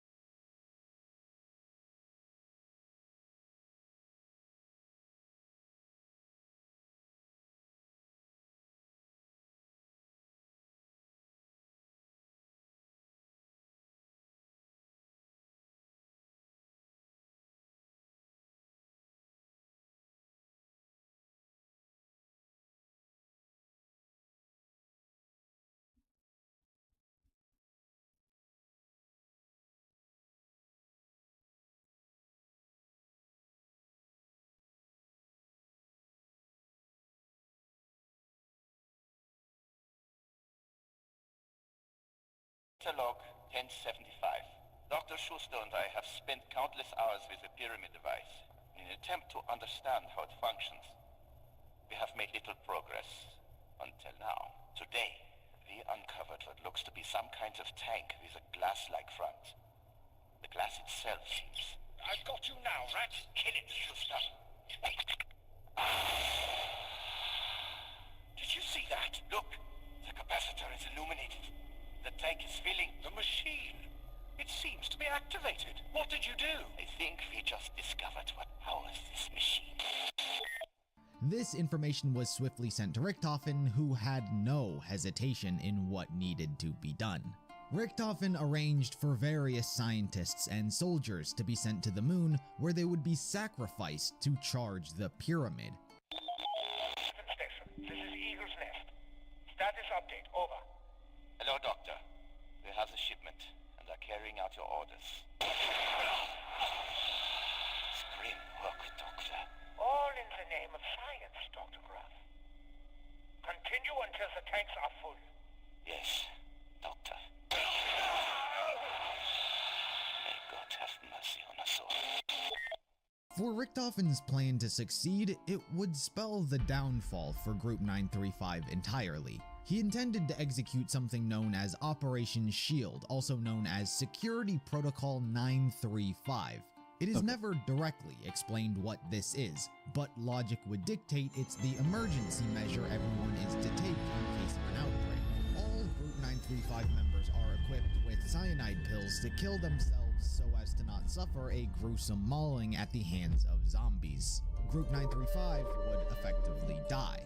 It's not what Richtofen inherently wanted, but he believed Maxis had changed the group's goals from researching Element 115 to simply helping the Nazi party, and he hated that. But he didn't want the work to go to waste. In fact, he wanted it to continue, so instead, he struck a deal with the Americans and Russians.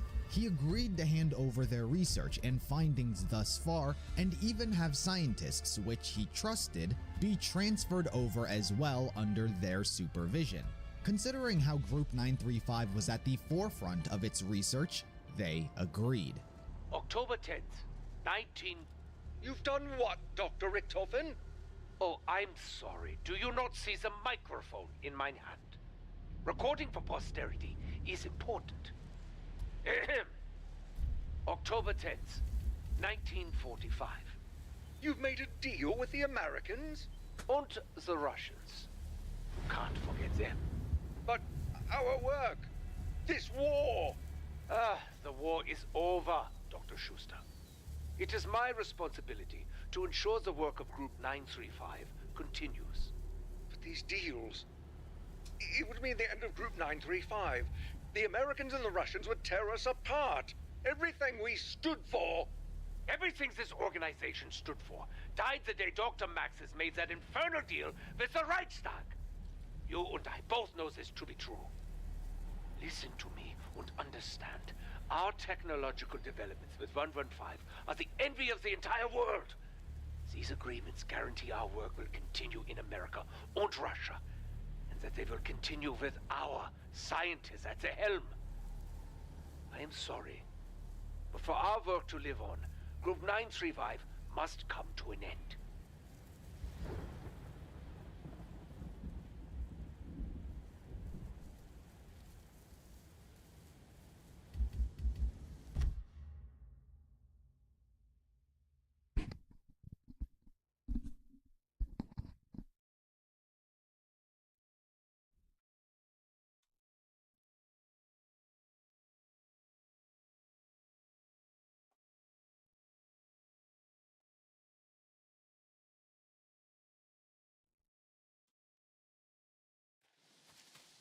I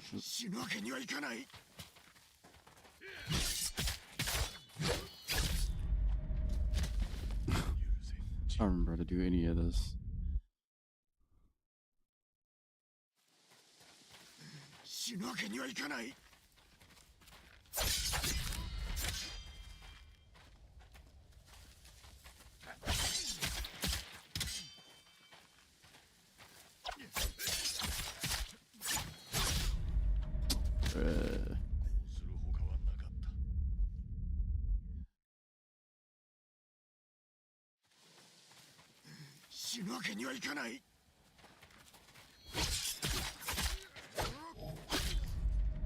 Damn.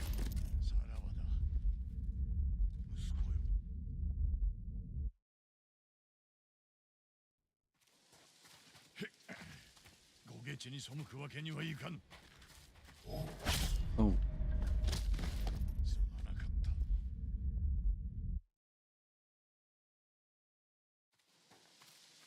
死ぬわけにはいかない。 Bro, I'm just gonna keep on getting hit.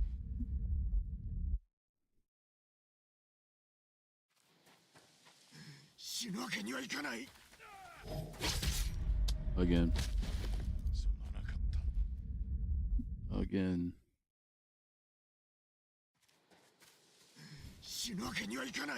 I'm gonna learn.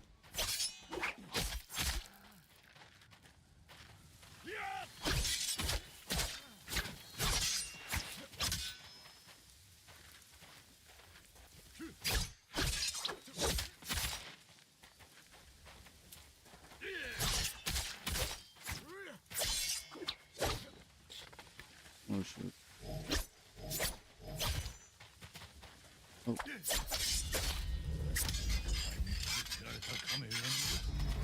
私を切れば傷は増す一方。ご下地に背くわけにはいかん。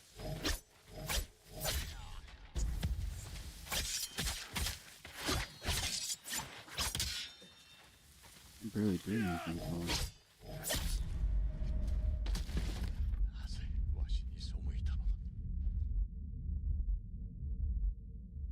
Hang on.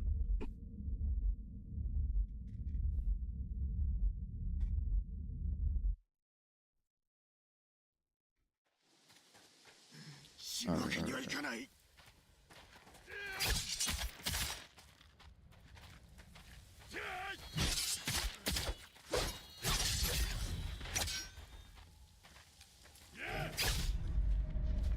I'm about to do the thing.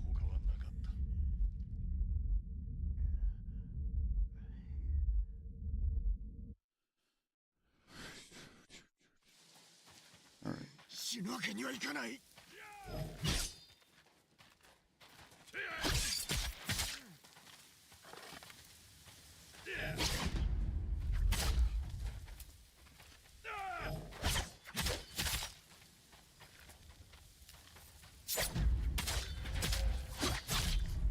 Bruh. I saw it coming too.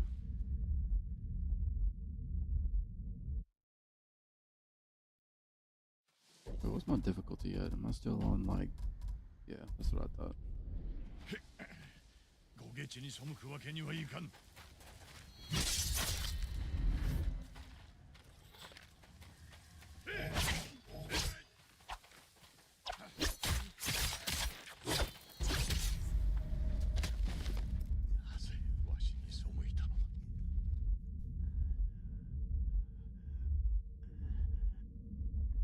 No, first on, what's going on with the brightness? Oh, it's gonna drop me back on.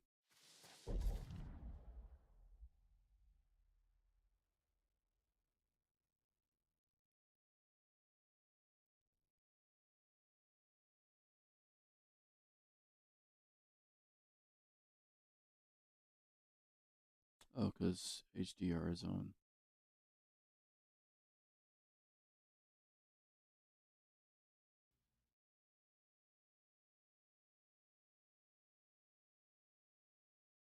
Probably got to restart the game.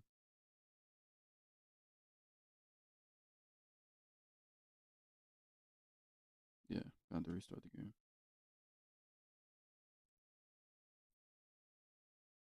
No, don't report.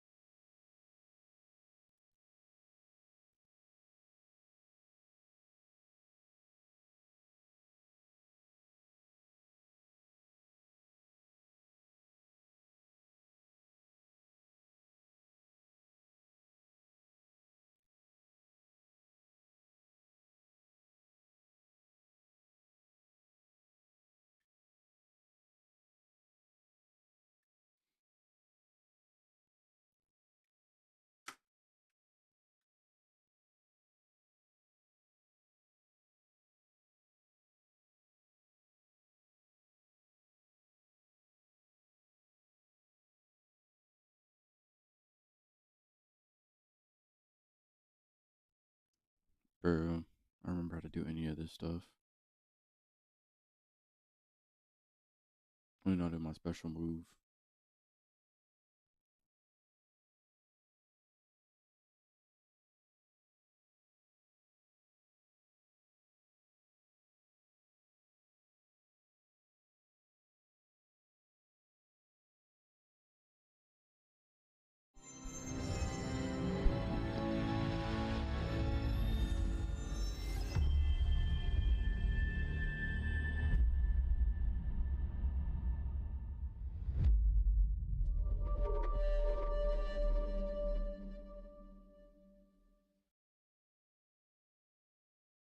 Is the game showing on the stream?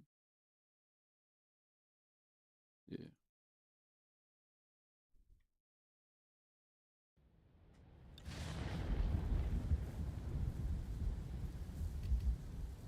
Try again.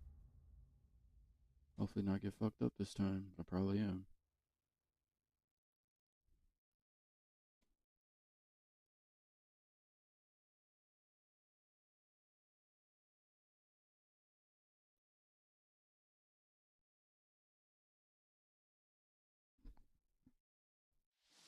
Oh, straight into it, straight into it. Alright, let's go.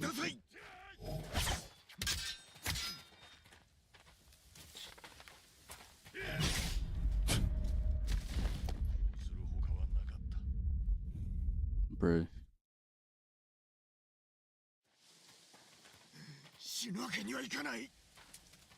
I remember this game being easy.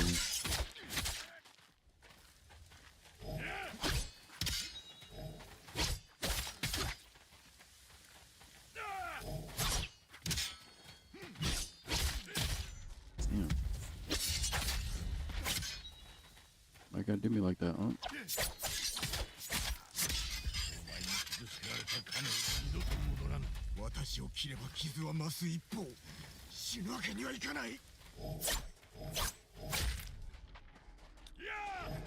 Yeah, I don't know how I didn't die.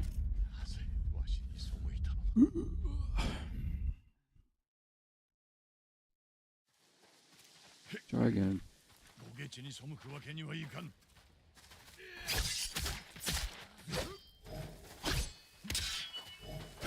Oof.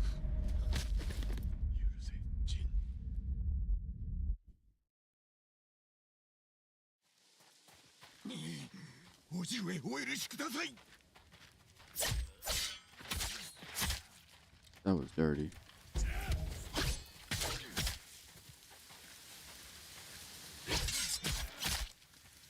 Gotta try better than that, huh? Ooh.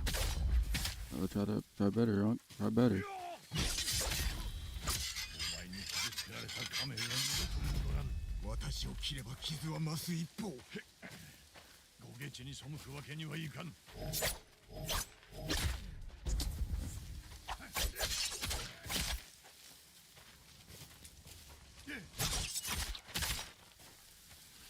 Oh, that bullshit.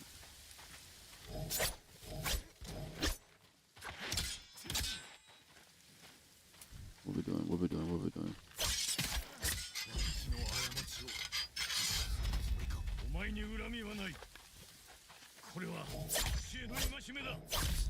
Yeah, I did it too late.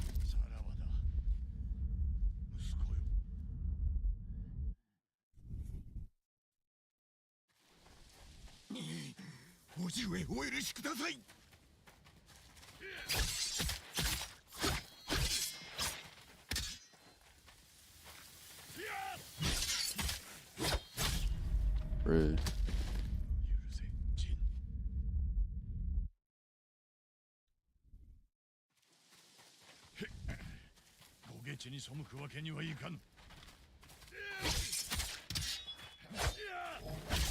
How did he turn that into... How did he faint? He did a light attack into a heavy... My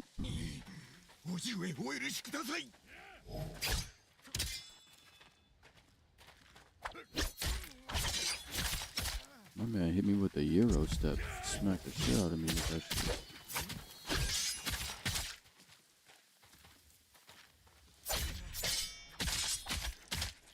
Yep.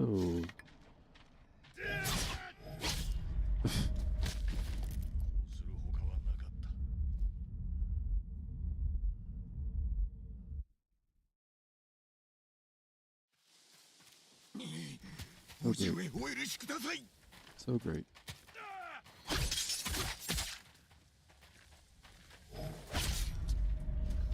Bro, I am not seeing that come. Yeah, it's just so quick.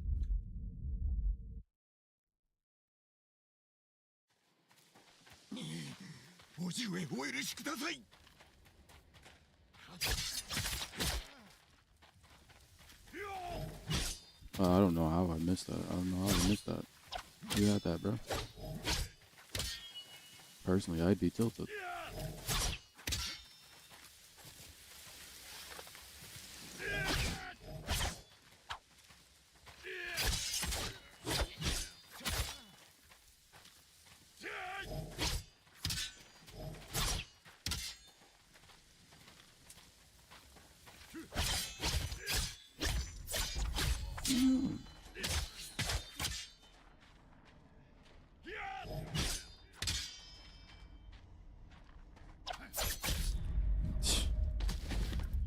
That Euro step slash crazy.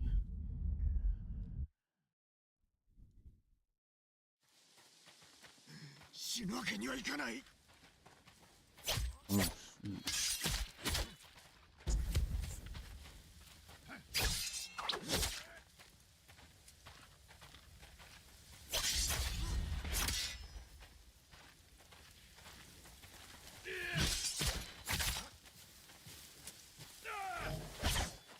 Let's just not try to be flashy or anything. Just try to. Ooh. What was that?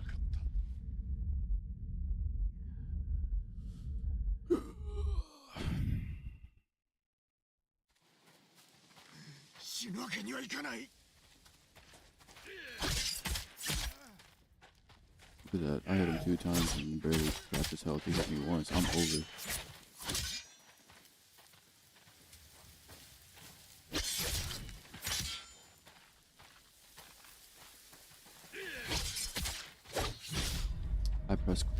I press parry. I press parry.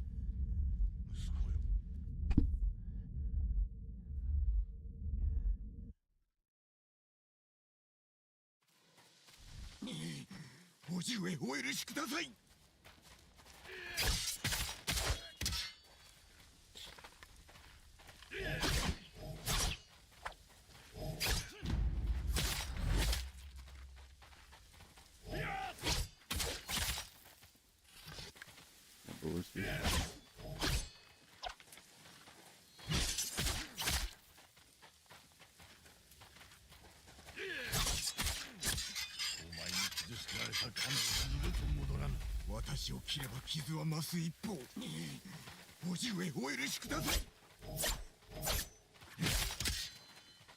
I'm not at all used to these attack patterns.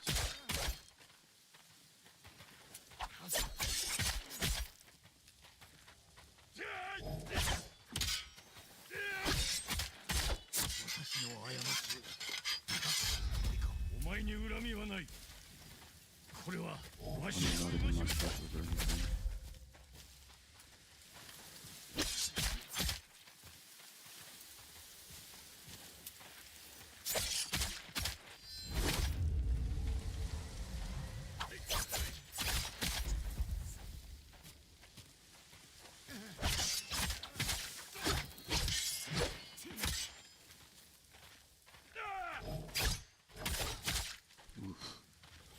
Here we go. Ooh.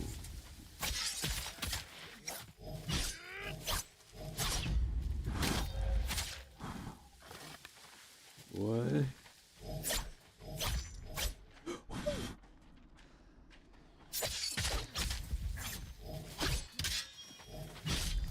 No!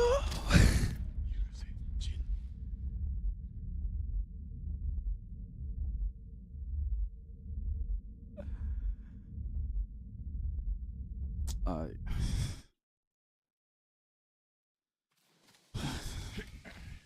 ご下地に背くわけにはいかん。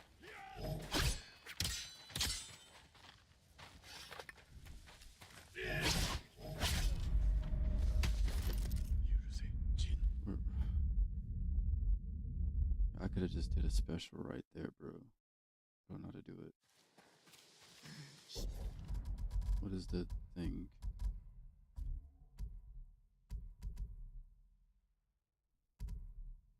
Oh, here it is. Oh, okay. It's my mouse bind and heavy attack. Oh, there it is. Okay. 死ぬわけにはいかない。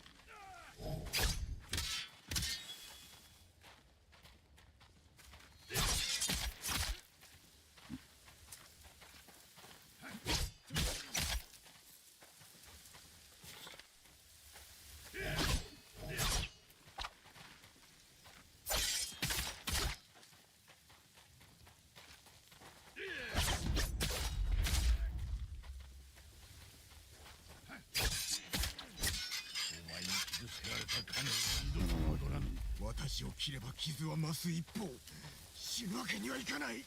Heavy attack. Oh boy, special.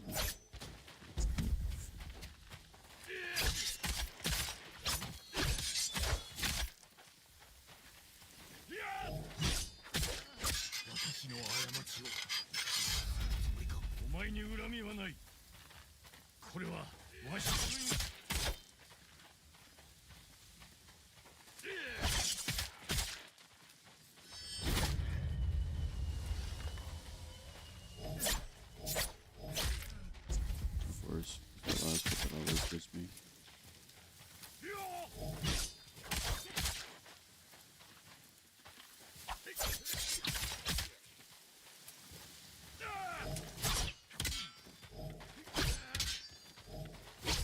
Bro's just spamming that.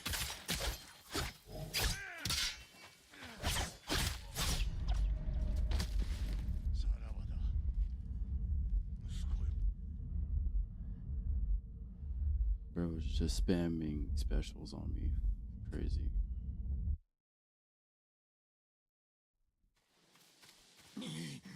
おじ上お許しください。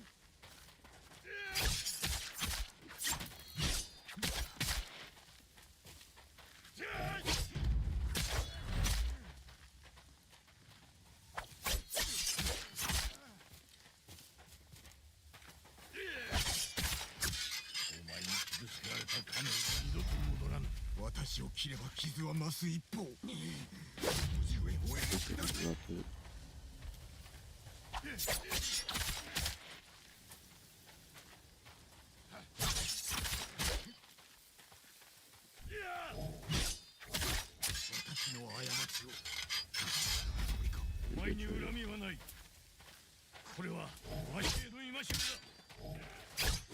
Start spamming that shit again. Can't even do anything about this one this time.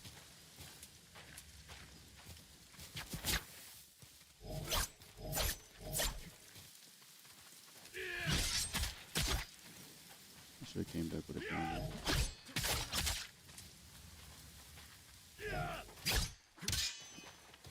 That's not blinding, bro. Yep, here we go.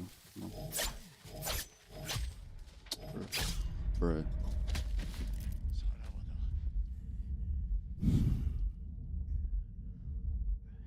Bro has infinite stamina. おじ上お許しください。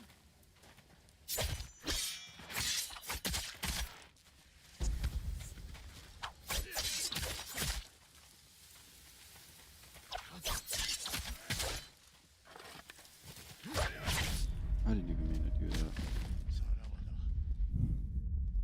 I didn't have the thing.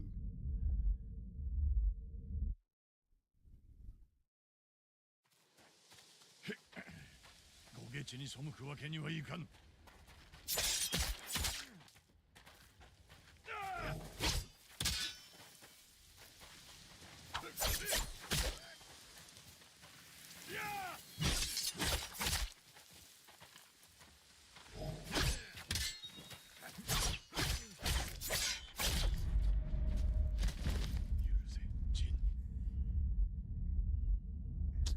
Bruh.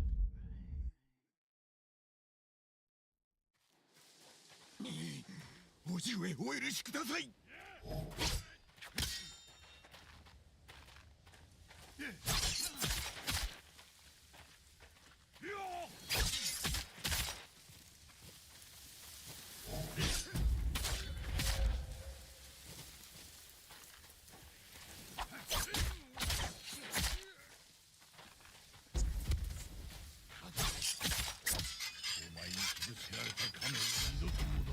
私を切れば傷は増す一方。叔父上お許しください。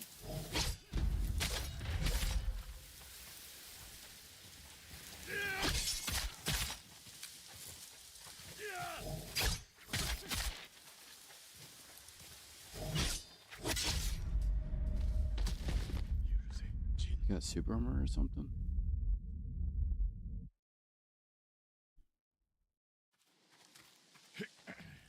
ご下地に背くわけにはいかん。お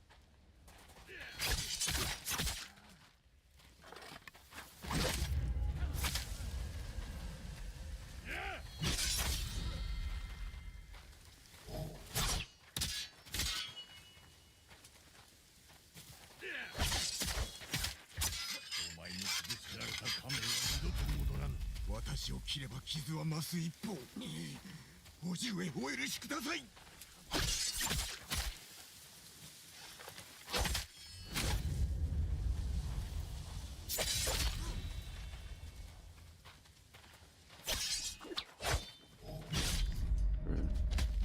That was me. I had that.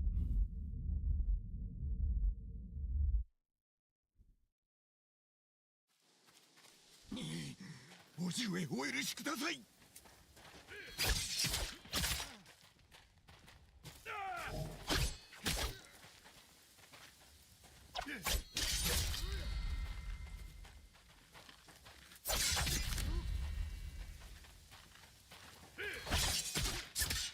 前に傷つけられた亀は二度と戻らぬ。私を切れば傷は増す一方。叔父上お許しください。Where does shit go?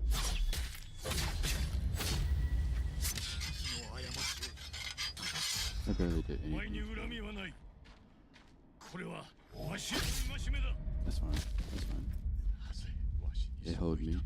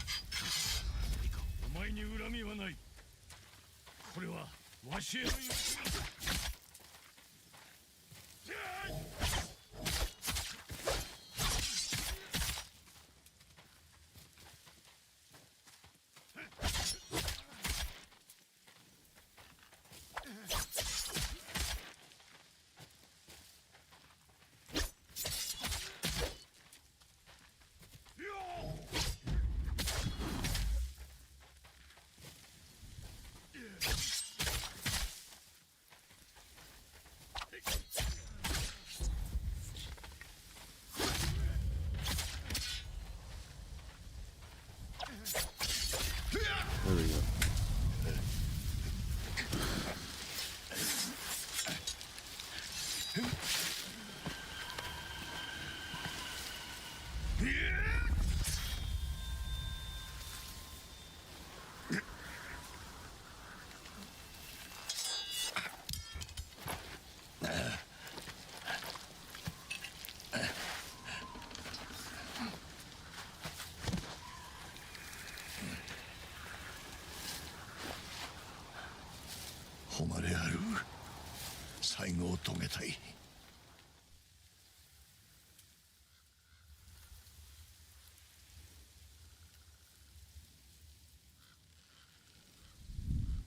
I'm a softie.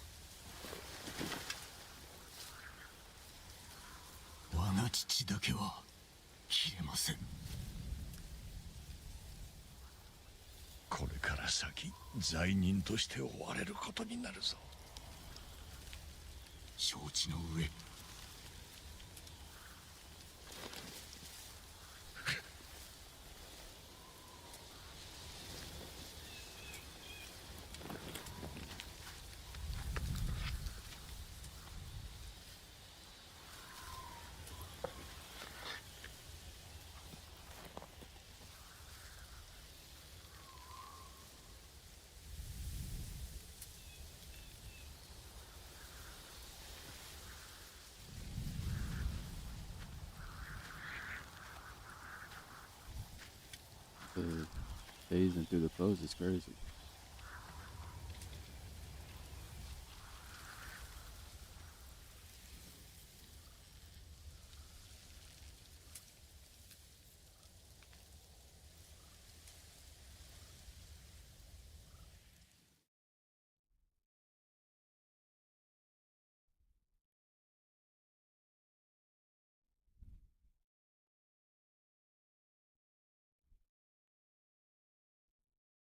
Oh, that's it.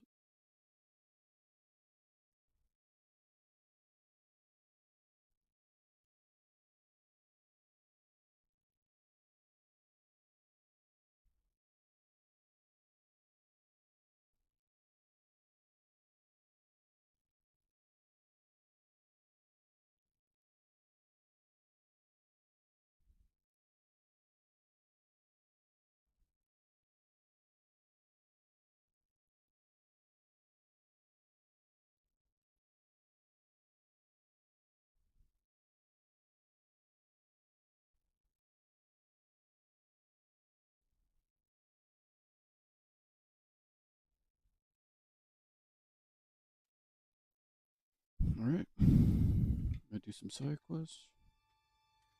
And then once all of everything is completed, don't start what is it? Don't start the legends. Host of Legends or whatever.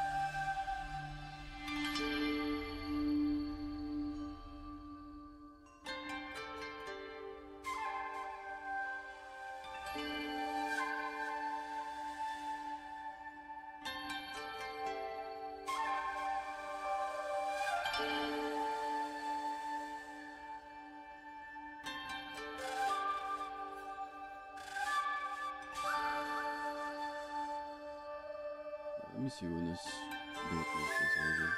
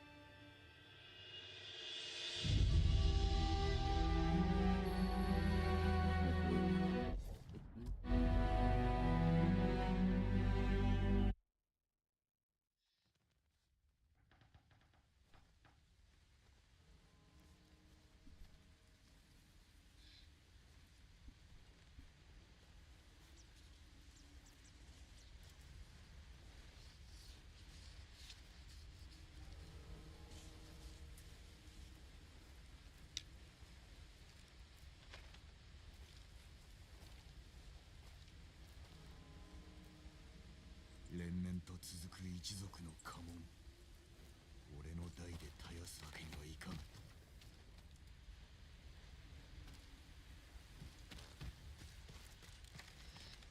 この家紋を見て育ってきたのだがな。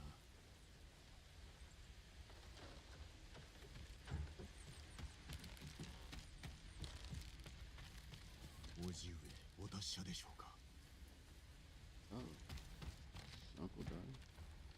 ユリが母上のために植えた花だ。幾とせも世話をしてくれていたのだな。もうこの次は本土の武士、追われる身となろうとはな。あなたの息子になることをずっと夢に見ていた。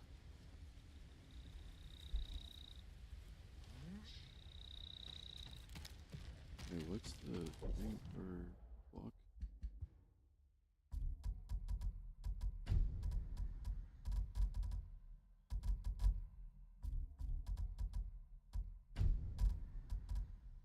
Oh, here it is. Caps. ユナの小刀、刃は錆びている。壊れておらぬのが不思議だ。最後まで忠義を尽くしてくれたな。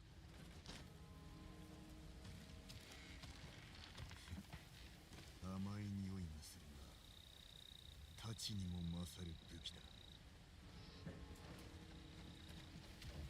お前が生きておればな、酒を飲みながら語りたかった。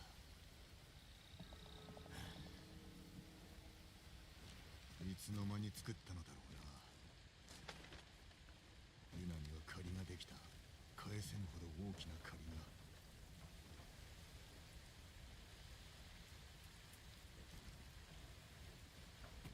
軍馬と弓と太刀があれば生きていけると思った。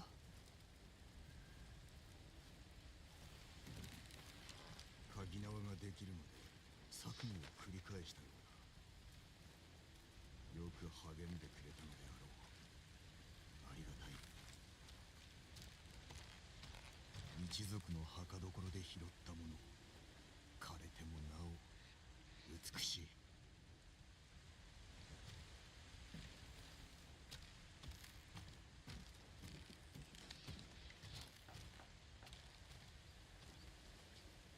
ジン、いい隠れ家だね。あんたに合ってる。受け入れねばな。今や堺家は滅び、俺は罪人となった。志村様のこと聞いた？追っ手が来るかな。叔父上ではないが、誰かに追われることになろう。とにかく生きててよかったよ。ファンを殺して蒙古軍には長がいなくなった。これで本土は安心だ。だが兵は残っておる。島から出られぬ以上、土地を奪おうとさらに気負っているはずだ。戦は終わってないんだね。石川先生はまだ弟子を追っかけてる。俺の帰りを心待ちにしていらっしゃるだろうな。政子殿はどこだ。一族の敵を追ってる。手を貸すって言ったら軽く言いなされたよ。お一人では危ういな。探してみよう。ノリオと話したか。まだ人手が足りないって言ってた。お主とは大綱での用を済まさねばならんな。そうさ、忘れないで。あんたが対馬を守れ。忘れるわけがない。そうだね。これからは二手に分かれようか。猛虎を退けるのも手早く済むだろうからな。また会おう。それまで達者で。ああ、達者でな。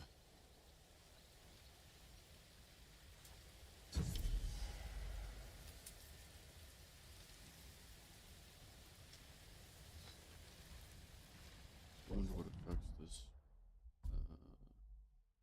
gear gives.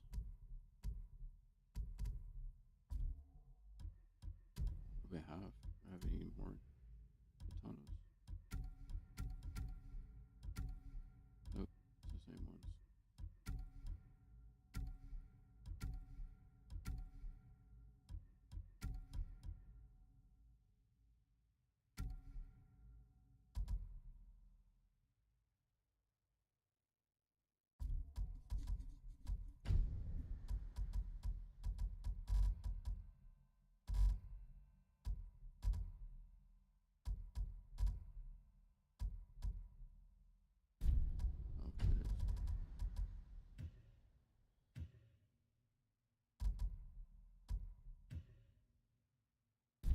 Everything should be good now.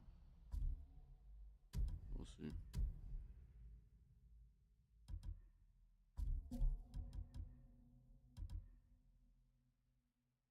Oh, that's fully upgraded.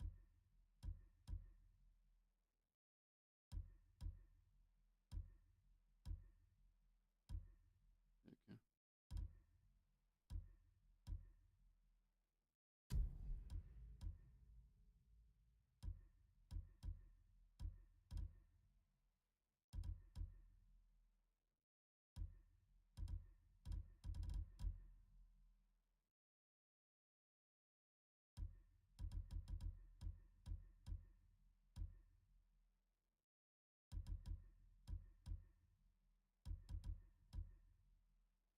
I really like the Betrayer's hat.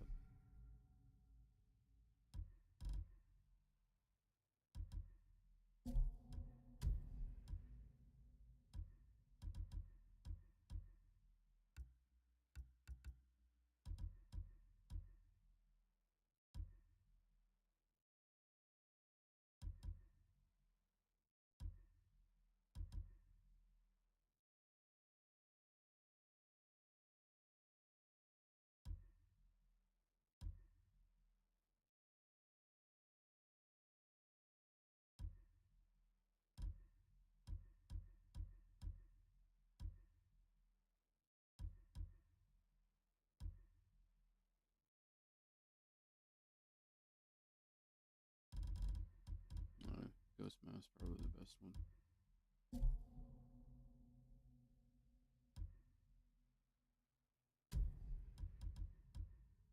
Oh, this is a ghost armor, just a different color. Ooh.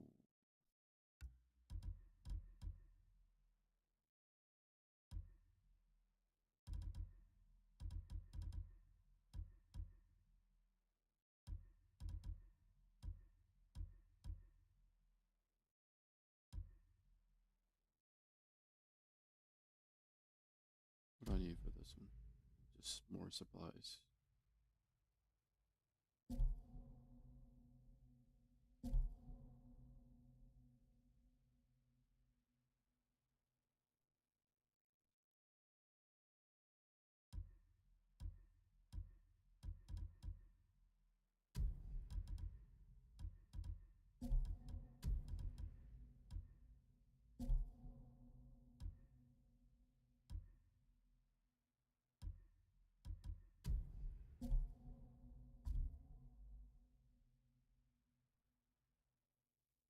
Hmm.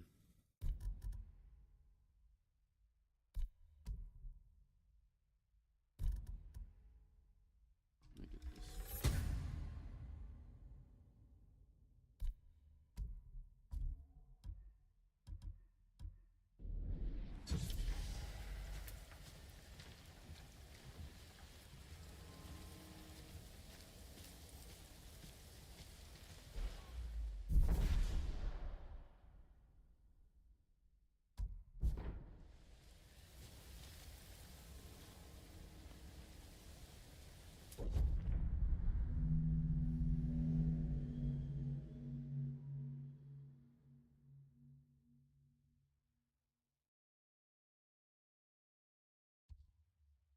Go get that fire. Absolutely not.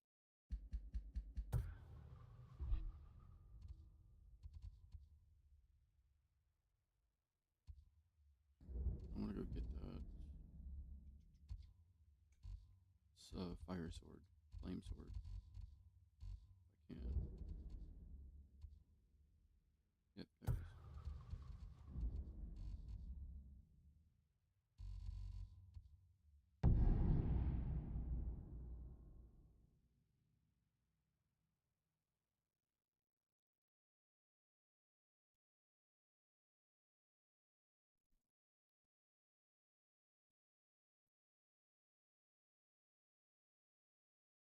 Oops.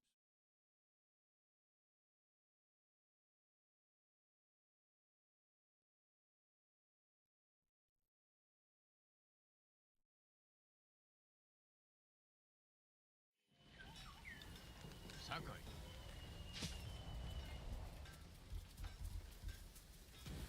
Hold on. And what do I do?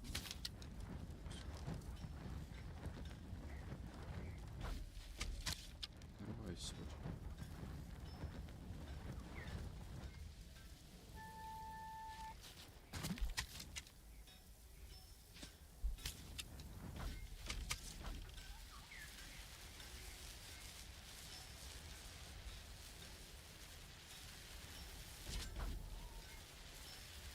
How do I switch it?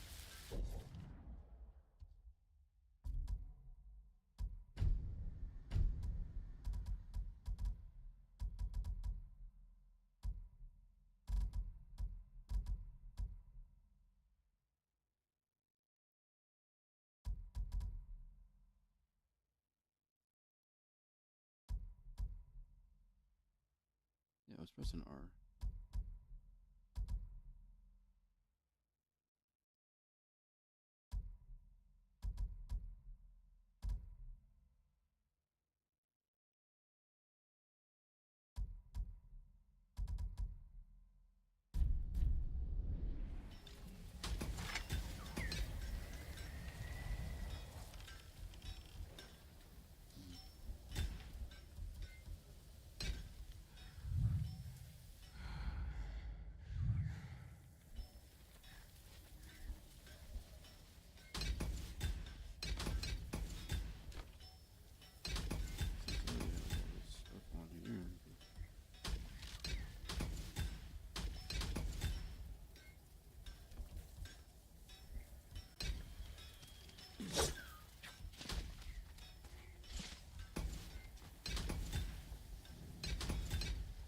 They made it faster this week.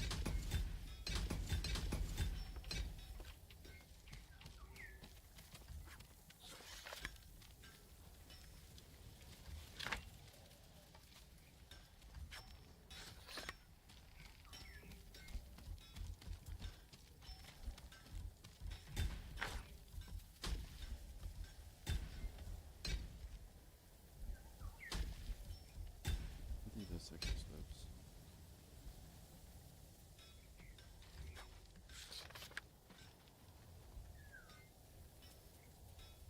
So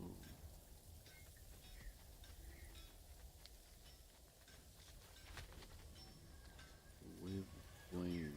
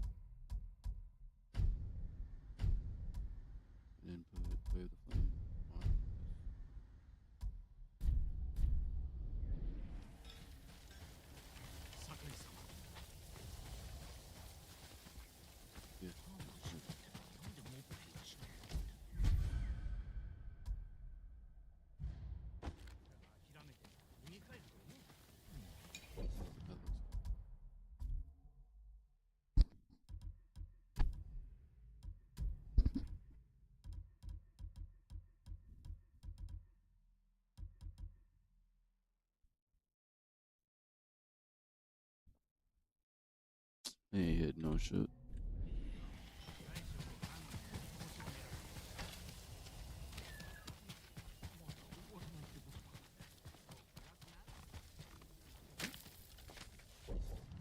And how do I do the air thing again?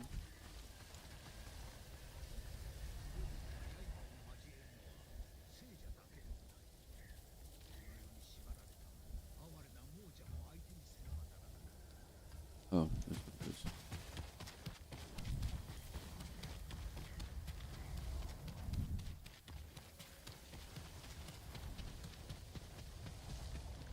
And then how do I call my horse again?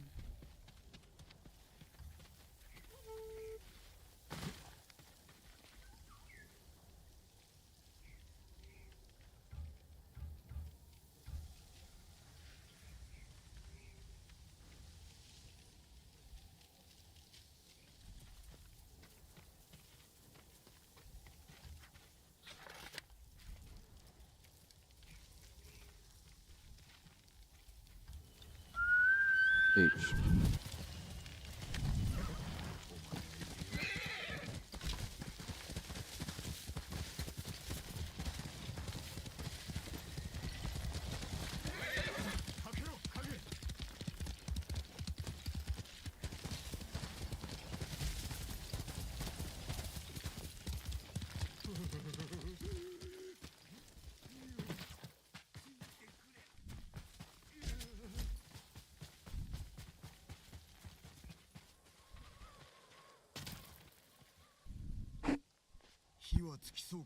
残念ながらこの濡れた薪と凍えた手では変わろう。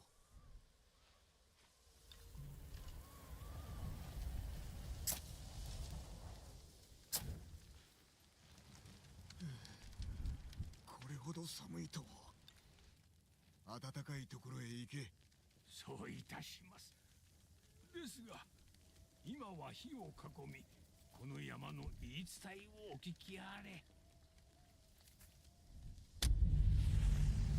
ある年に穂村天から上岳の山の峰ぞ落ちけるに、有識者の府上岳の崖を登りて穂村堤市岩尾を見いずる。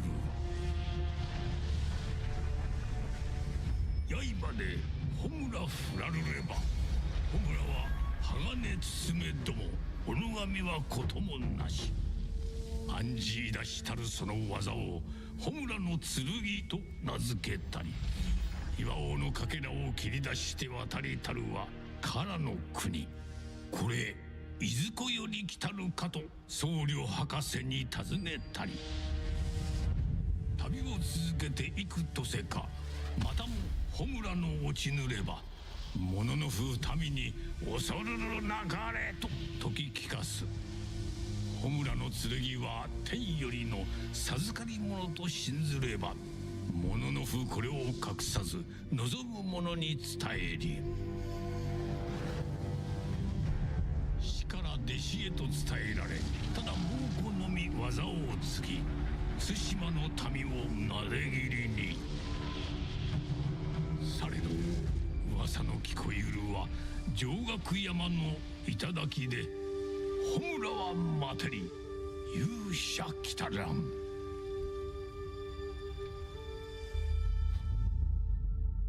お主、話の真偽を知るために山を登るのか。めっそうもない。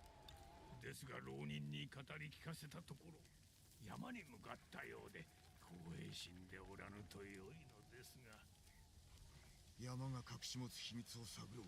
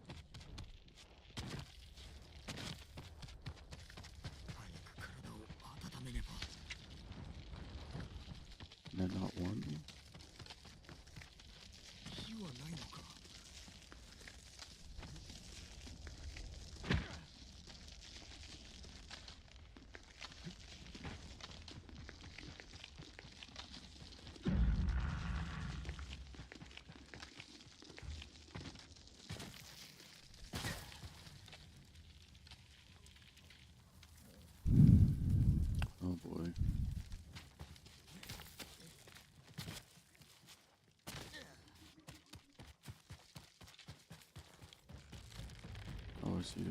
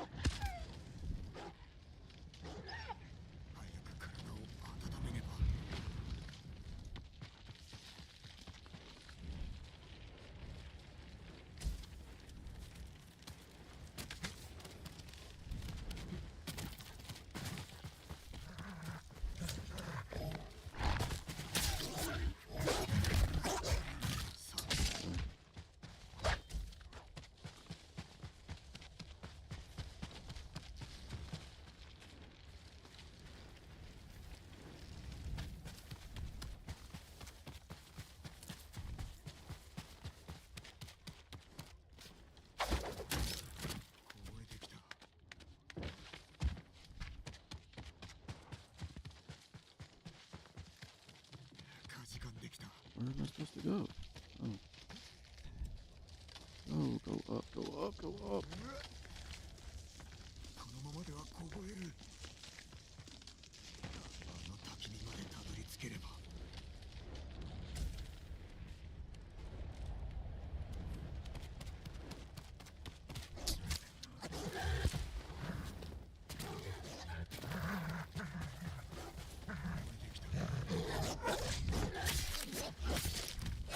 How do I target lock?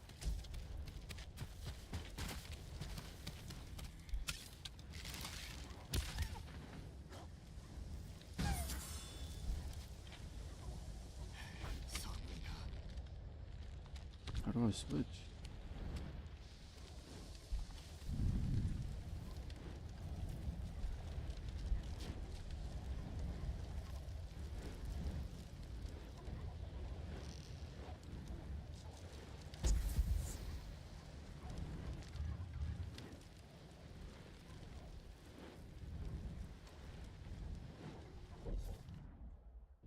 Bro, none of it's switching over. Oh, I found it.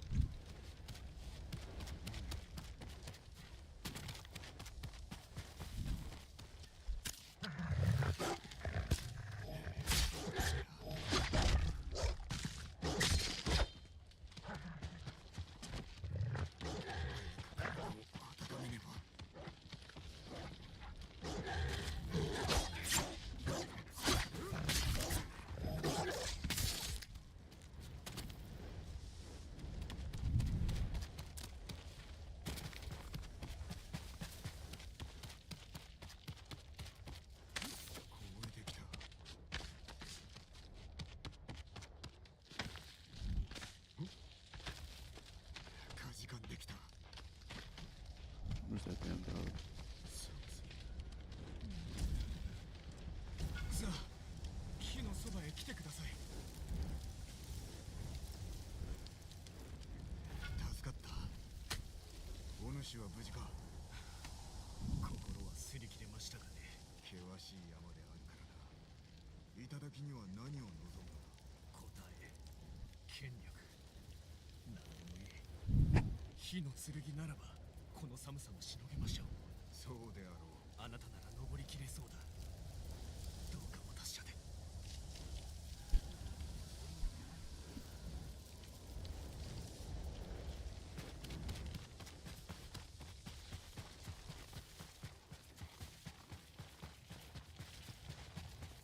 凍えてきた。Am I going the right way? Hell no.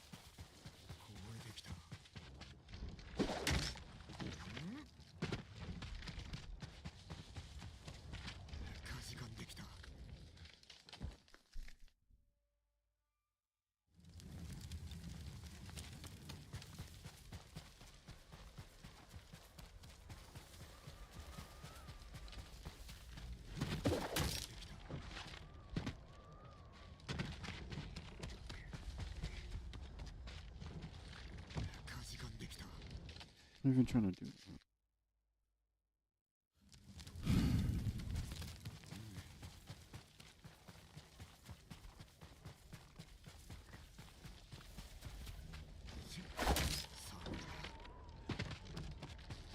Oh, shit. 時間できた。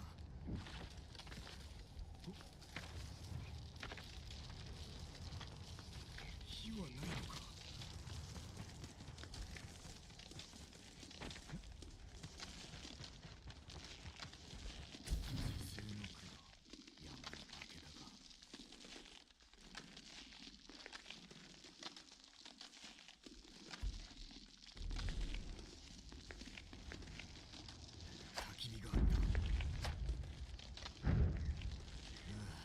気持ちだ。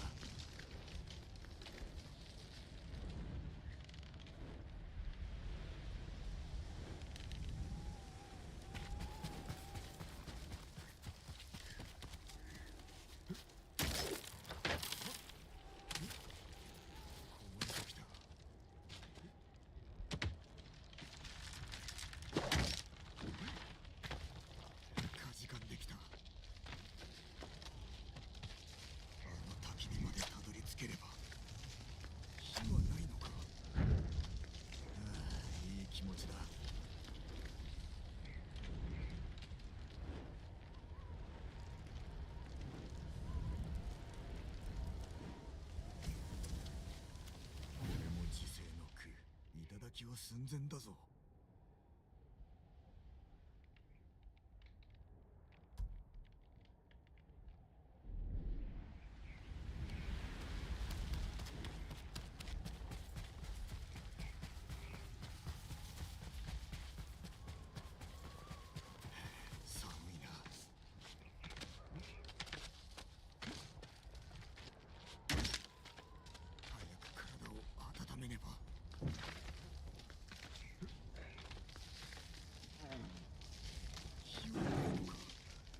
Not there.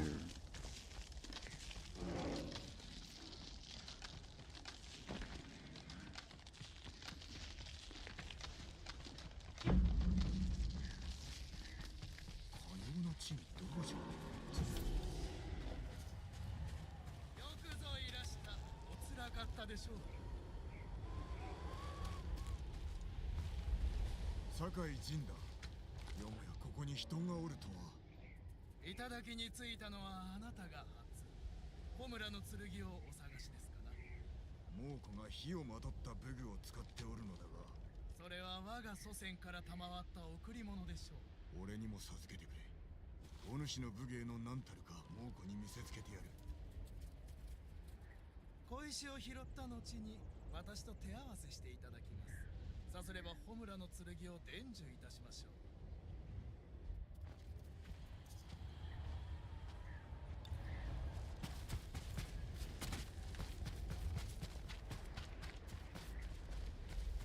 あやつと剣を交えれば技を得得できる。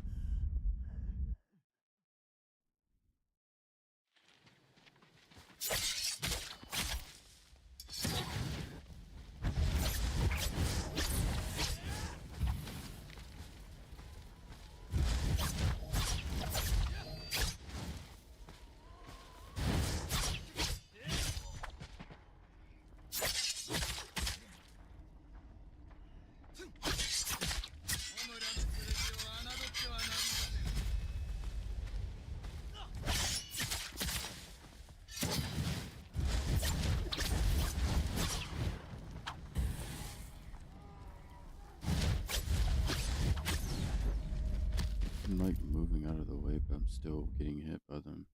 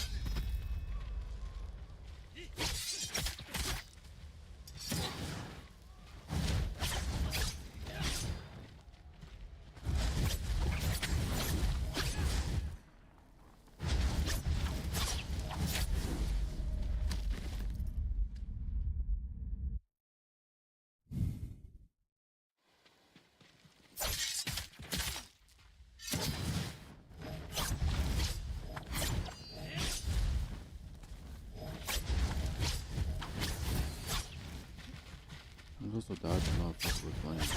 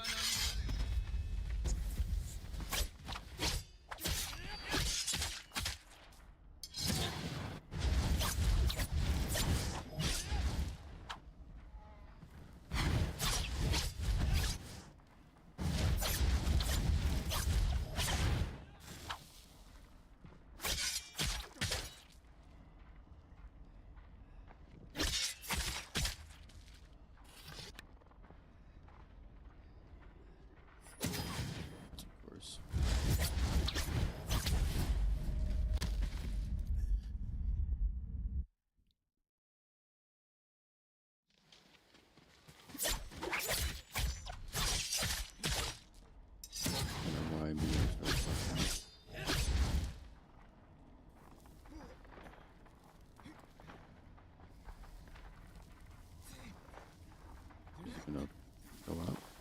Okay. I literally pressed the parry button.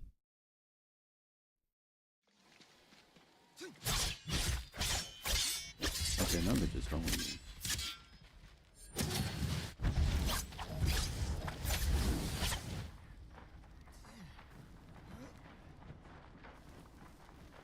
Just keep doing this.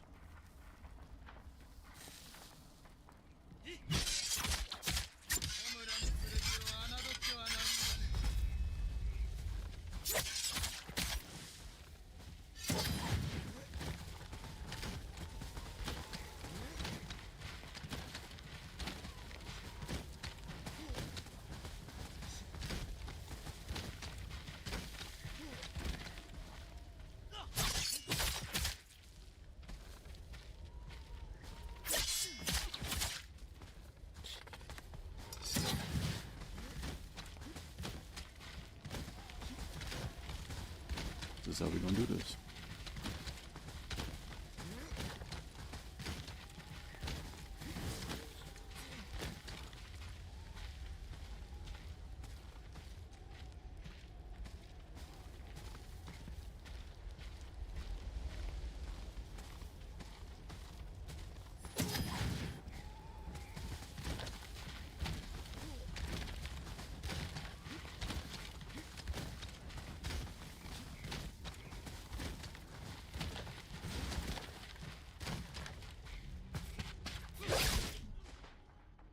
Ain't no way.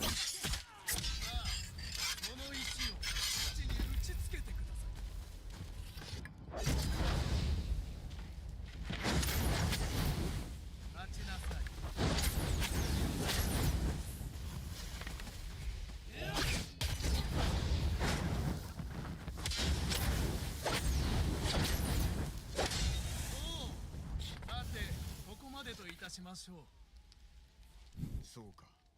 殺し合わずに済んで安心いたした。対馬にあだなす者に使うことにしよう。無事に得得したからといって天からの授かり物であること忘れてはなりませんぞ。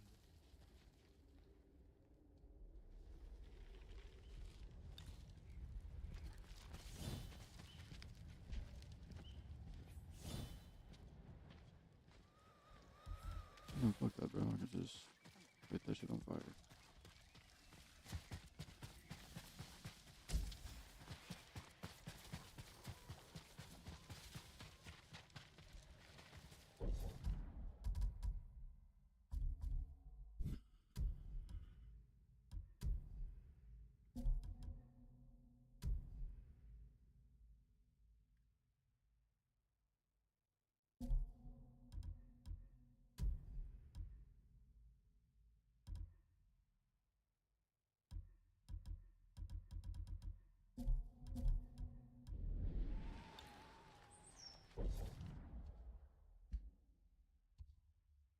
Guess I get to just play around now.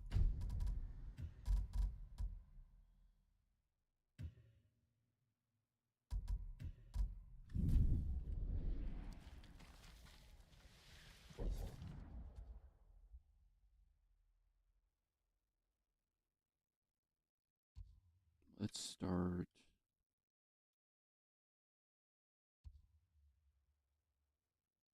down here.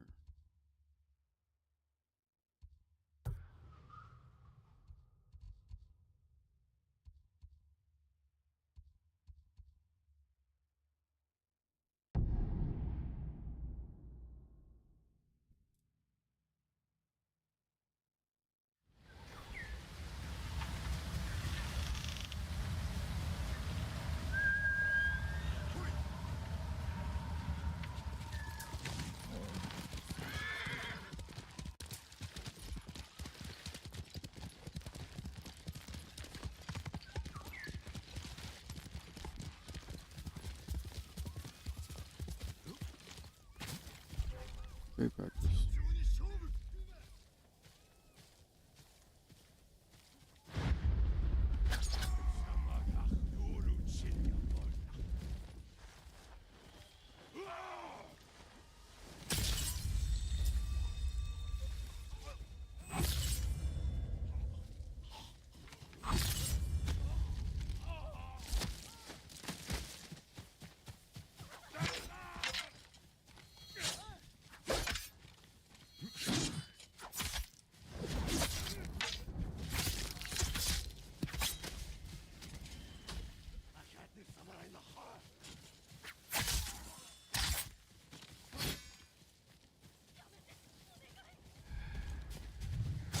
I forgot how to focus.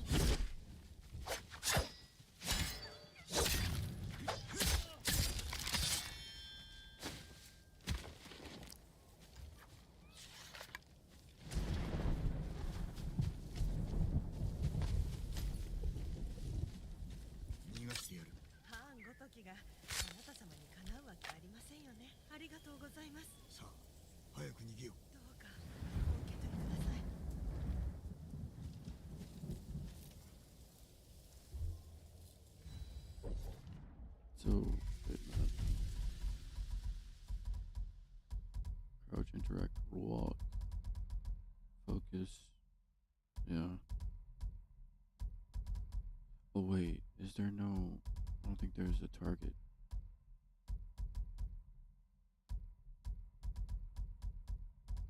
Yeah, there's no target lock. Rip.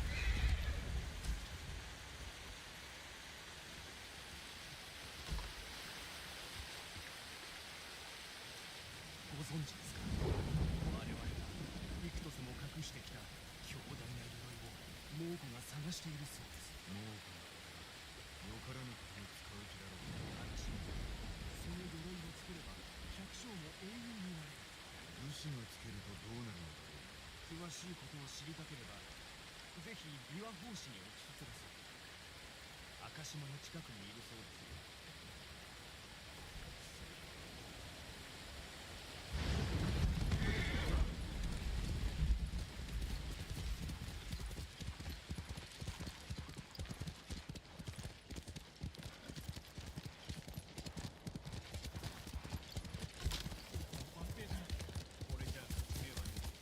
でもなんとかせにお侍、アザモウラを取り返すためお力添えを。村の中の者が危うくなるぞ。猛虎は年寄りを痛めつけてるんです。ある捕虜が逃げた罰として。痛めつけて何になる。で、どこに囚われた。一人は神社、あとの二人は家の中に。いかにして入る。門は開かぬぞ。正門の近くに隙間が、子供が通れる大きさです。俺が忍び込もう。肩がつくまで隠れていろ。恩に来ます。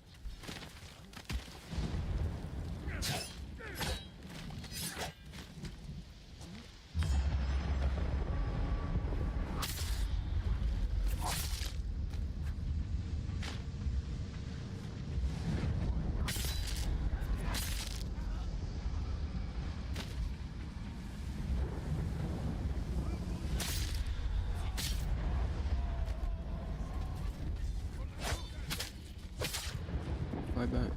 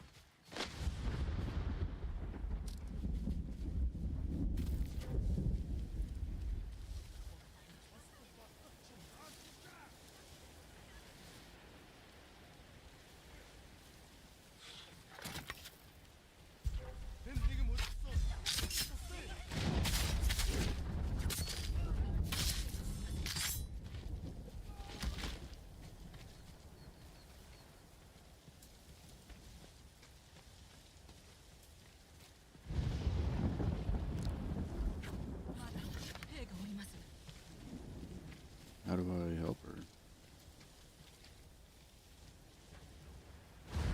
Oh, enemies nearby.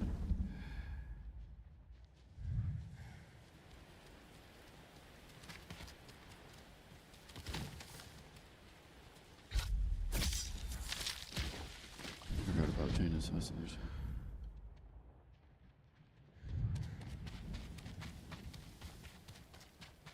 どうかお助けください。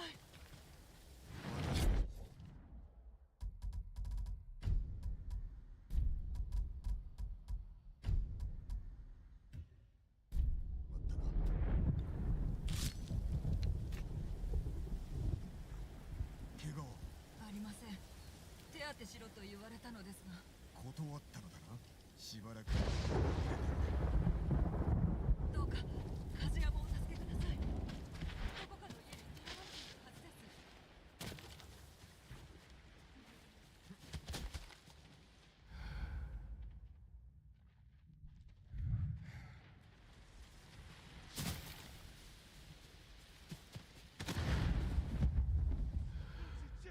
何言ってやがる。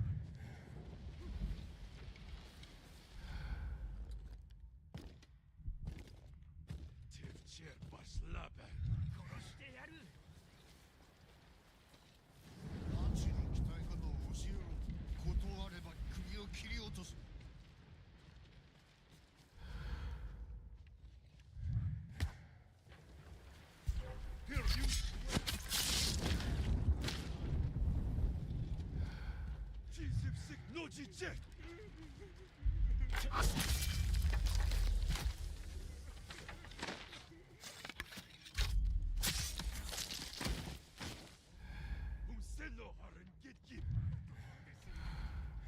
縄を解け。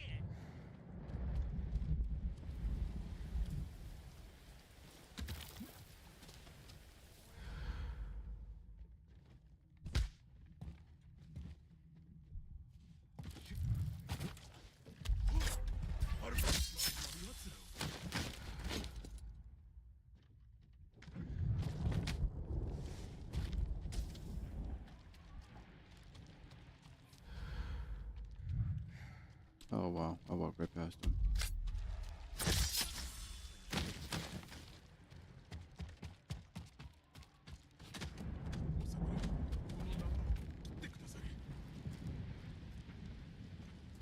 逃がしてやる。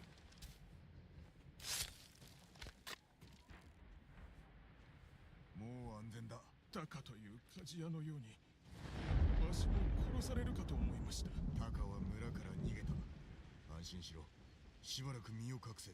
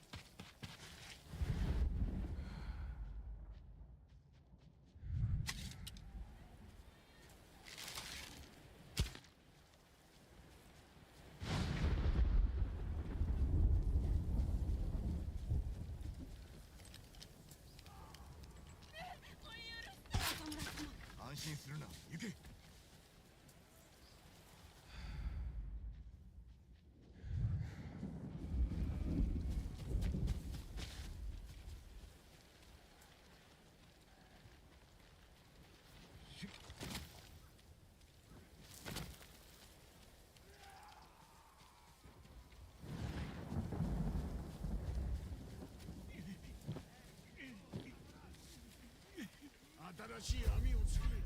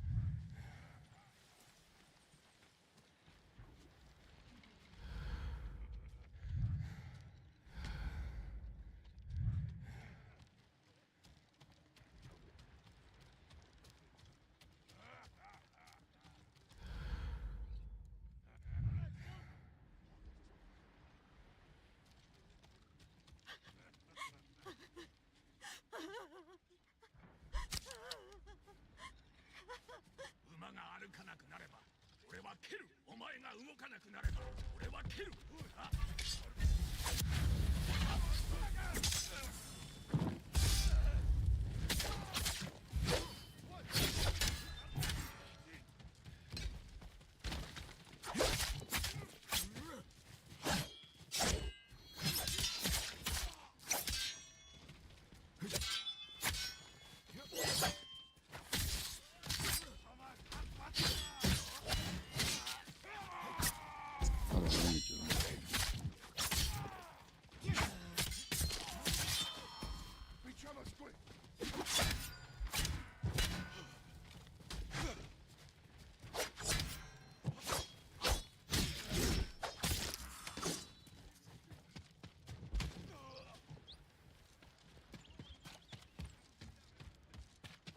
That was terrible.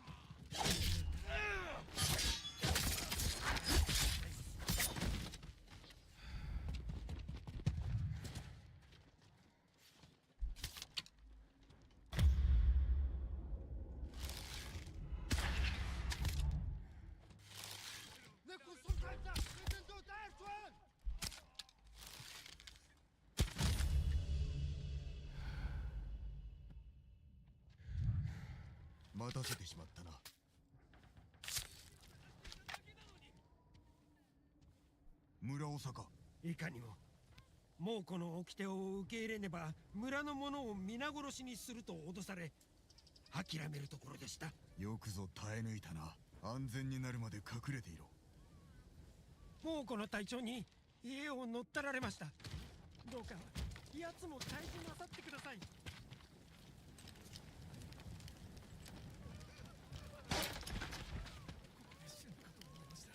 動けるな。オンに来ます。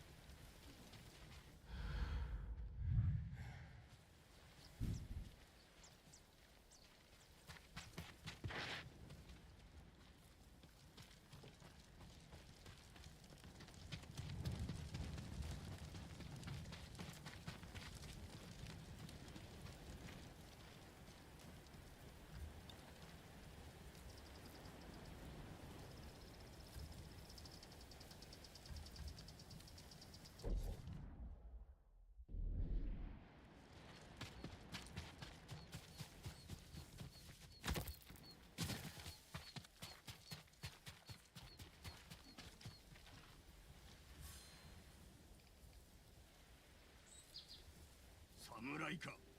よくも民を苦しめたな。もうこの掟に従えばこいつらは苦しまずに済む。愚かな嘘をつくな。死をもって償うがいい。その首俺が切り落としてやる。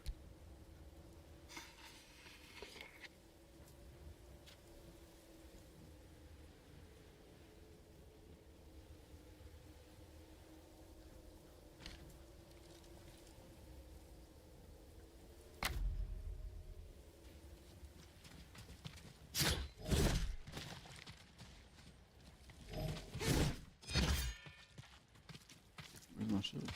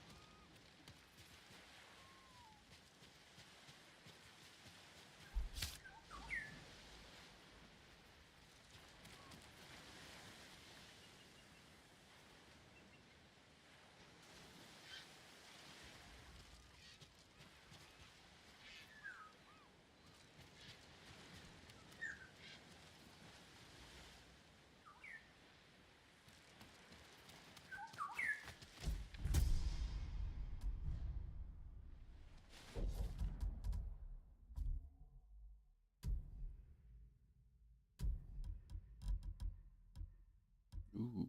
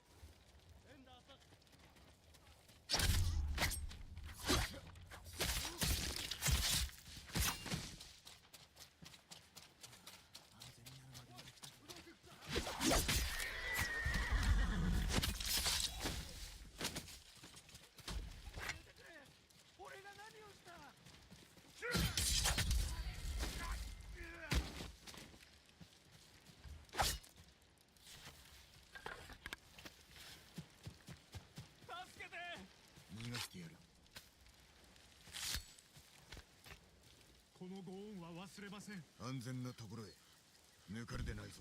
これを感謝の印として。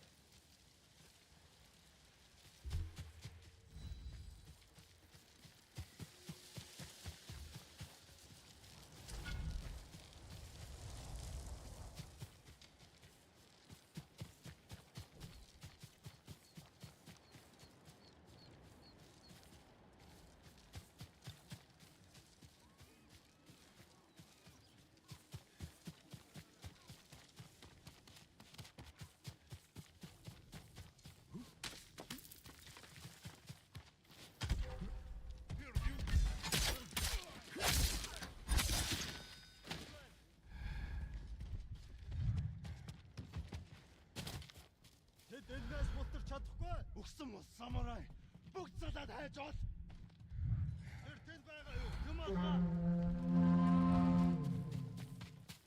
اوي بري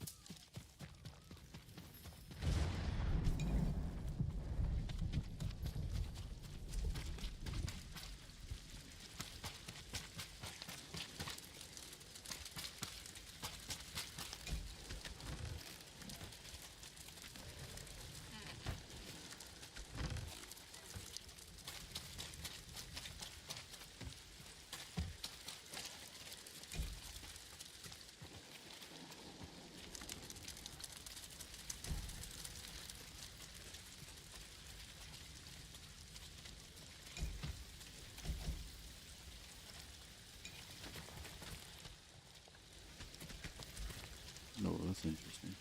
Next time I'll use that.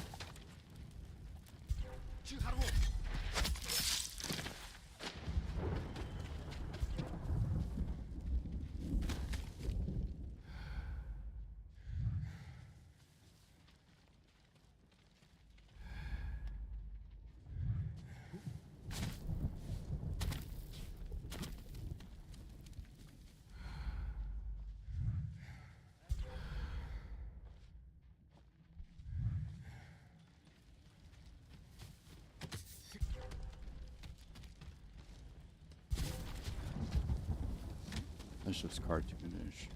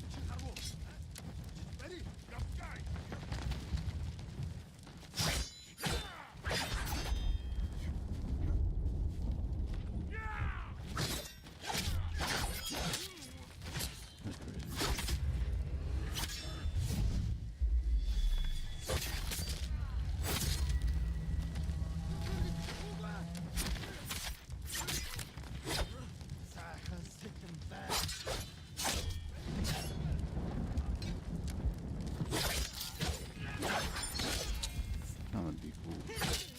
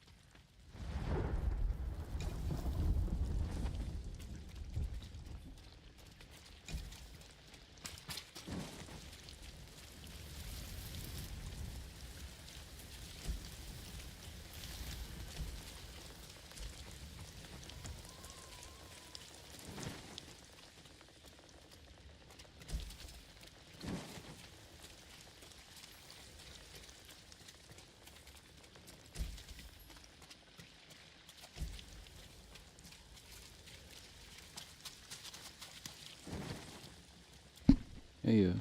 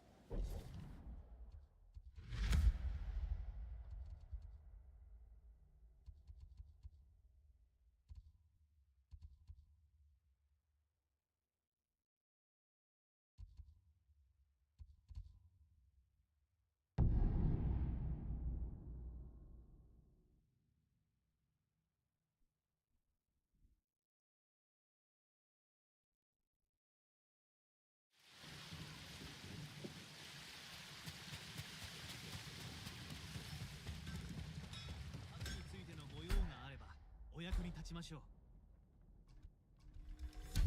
鉄すら切れるでしょ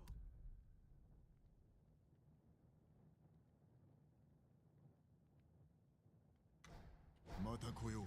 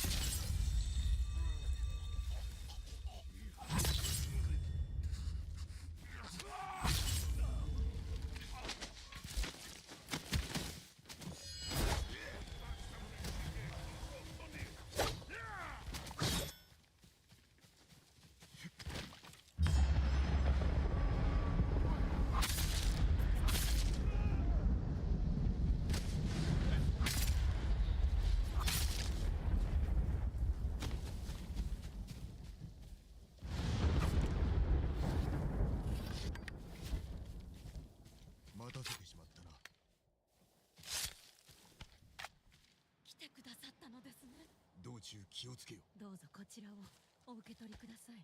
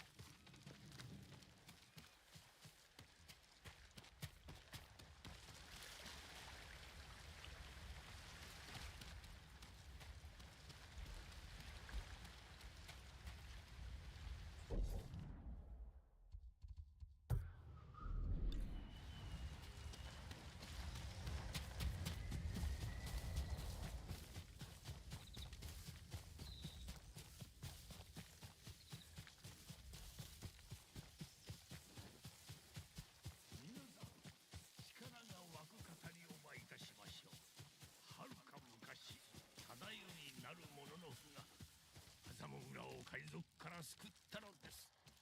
お侍、どうぞこちらへ。お面白い話を知っておるようだな。アザモで会うとは驚いた。お互い民が求める地へ行くようで、あなた様にも益ある話。幾桃とせの昔か、長尾忠頼公、音に聞こえる弓取りなり。里木茶にて矢先外れず、弓矢八幡の覚えいとめでたく、弓取りに鎧を賜る。軽けれど敵ことこの上なし。殺しも海賊浜辺の村を略奪し、狭間浦の民を皆殺しにせんとす。民は皆走り散れど、忠頼公八幡の鎧をつけ、一人で立ち向かう。海賊ども押し寄するに、忠頼公を引き固め矢を放てば、およそい殺し、残りし者の刀も鎧を通らず。幾とせの後、忠頼公往生のほど、八幡の鎧も消えうせけり。人の曰く、忠頼公の末裔なる者これを持ち、ただ対馬を守るつわものの訪ね来るを待つ。紫の冠という地が忠頼公の言い伝えの中に残されています。そこは麻布の北にあり、紫の菊が咲き乱れ、忠頼公もよく参られたとか。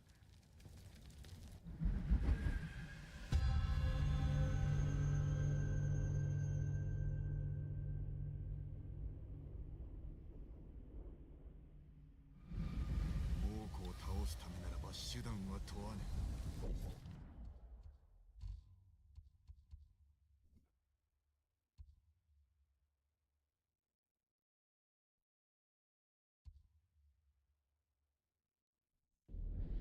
良い鎧なら手に入れたいのだ。比類なき鎧。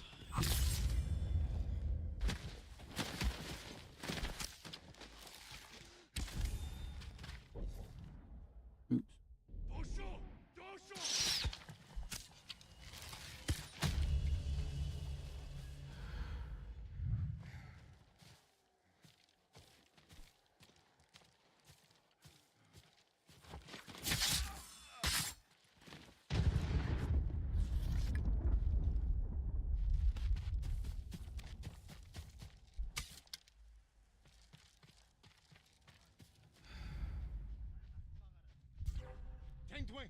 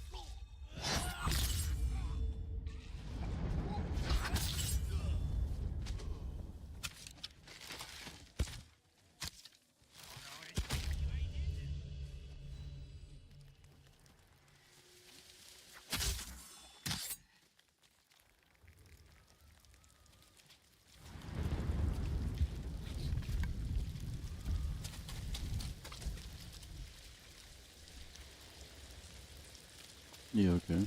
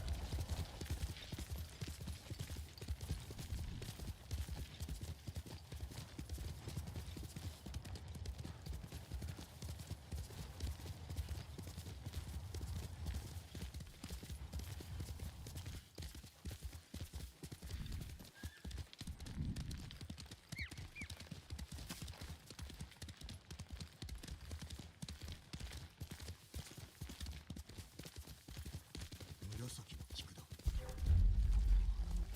闘志が話しておる。Data eructas kanske kommer i halsen!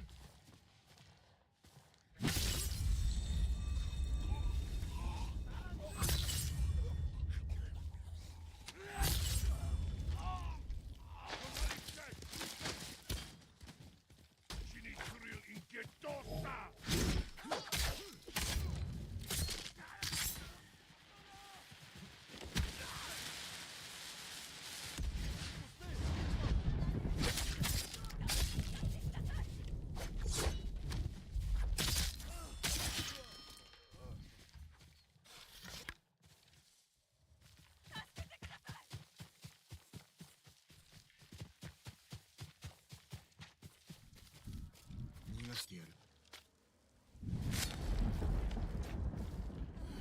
助かった。ありがとうございました。もう安全だ。どうぞ何かのお役に立ててください。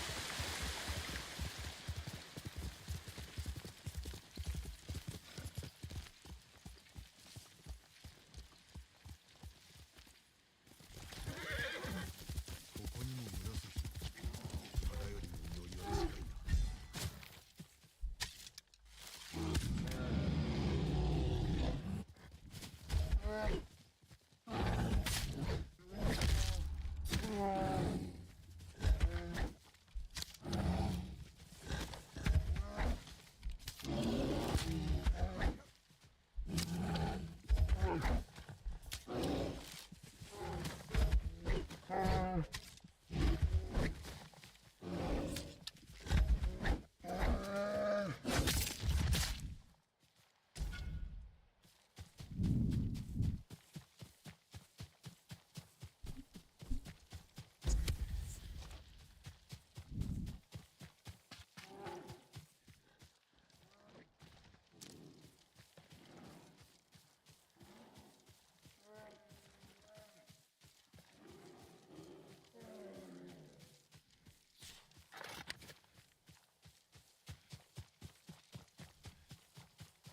しすぎて登れん。別の道があるはず。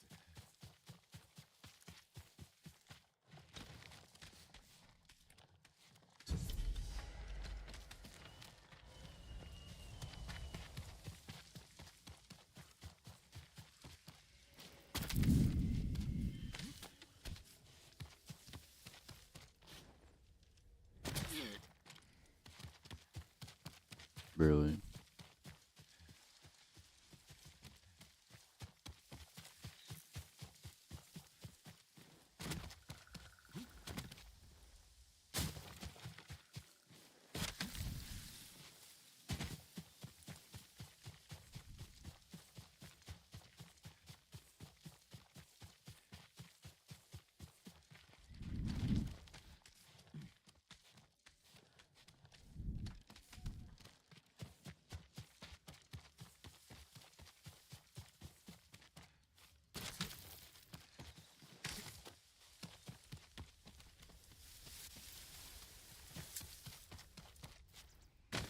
It literally held me.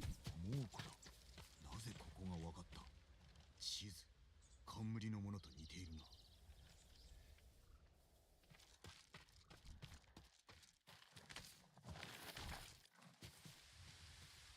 忠頼のいおり。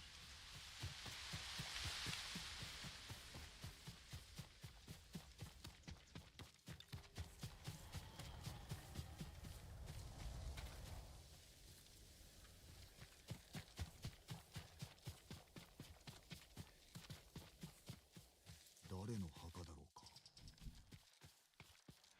長尾家の家紋だ。忠頼の一族。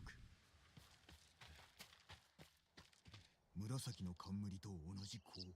大いて間もない。時は経ち流れ静まる。忠頼は安き心もて、弓引かばあまたを射抜く。ここで何をしている？即刻立ち去れ。争う気はない。我が名は酒井仁、志村殿の甥だ。嘘をつくな、盗人め。覚悟するがよい。Night. What?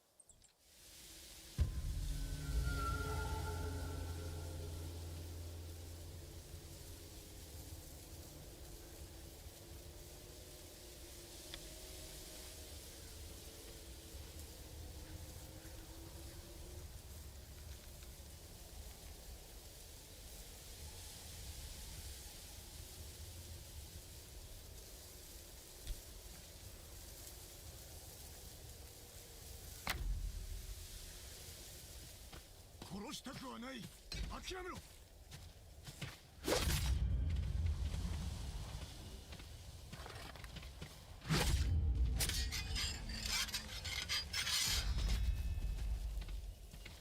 忠頼様の墓所を土足で荒らすとは不届き千万。忠頼様の墓所を怪我しおって。ひやっ。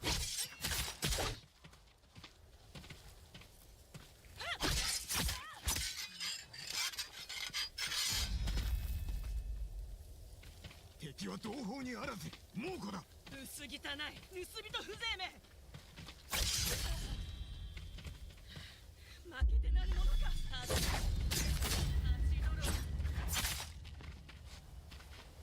何とぞお待ちを。Bruh. 我が名は楓。忠頼様の末裔です。侍は全て殺されたと聞き、てっきり墓荒らしかと。賊ではないが、ご先祖の鎧を探しておる。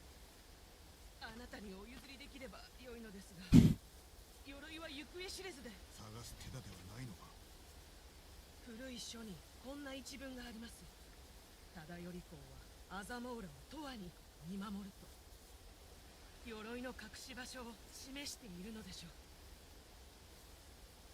鎧は千里眼を授けると言われています。どうか忠頼様のようにか弱き民のためお使いください。アザモーラは今も裏の裏にある山か。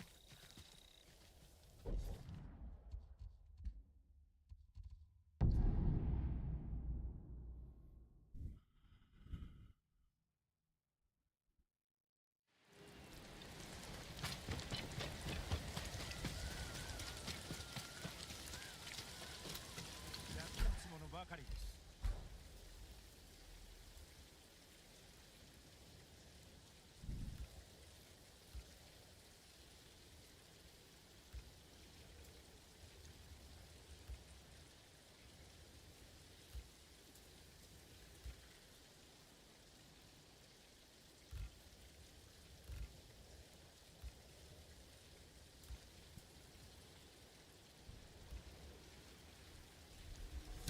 役立つはずです。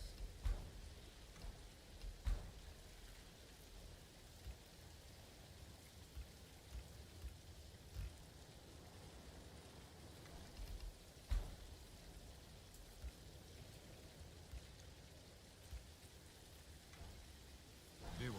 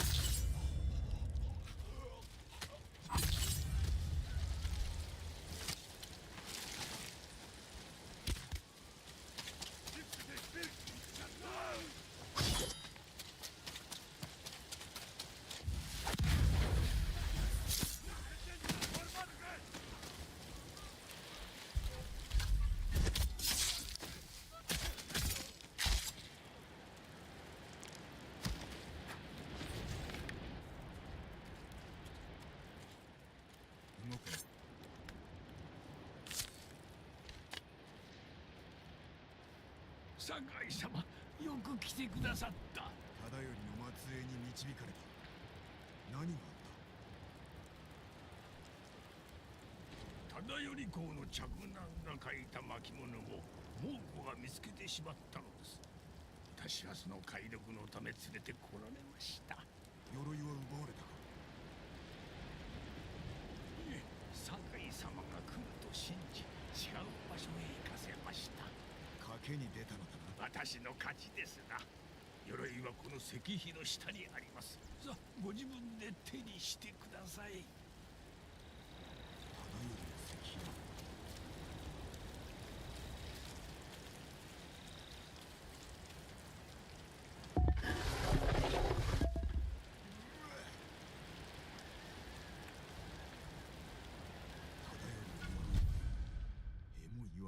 美しさだ。下がっておれ。もう近づかせぬ。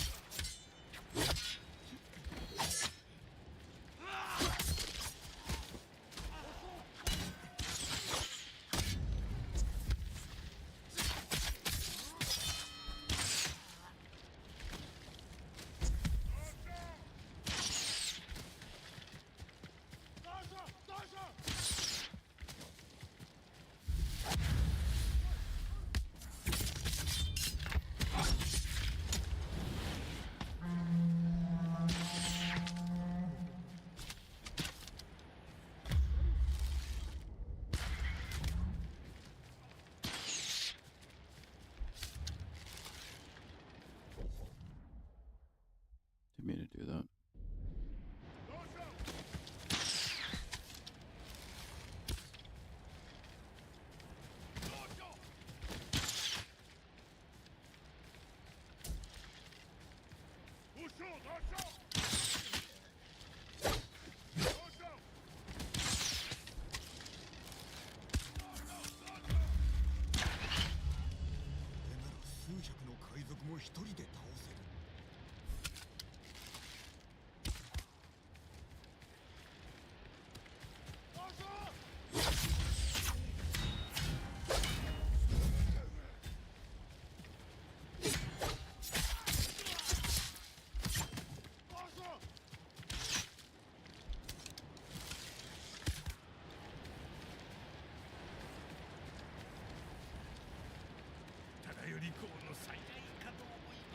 No, it ain't. まさに弓取りのための鎧だ。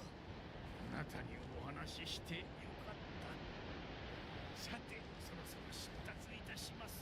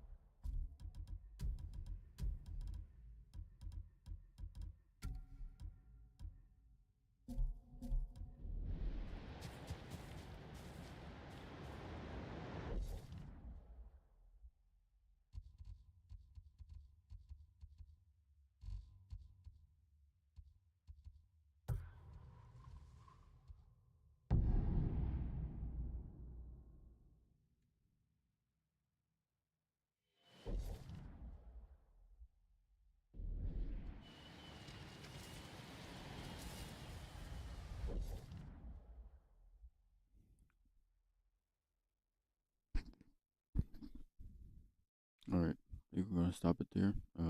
Appreciate you guys watching. Next stream will be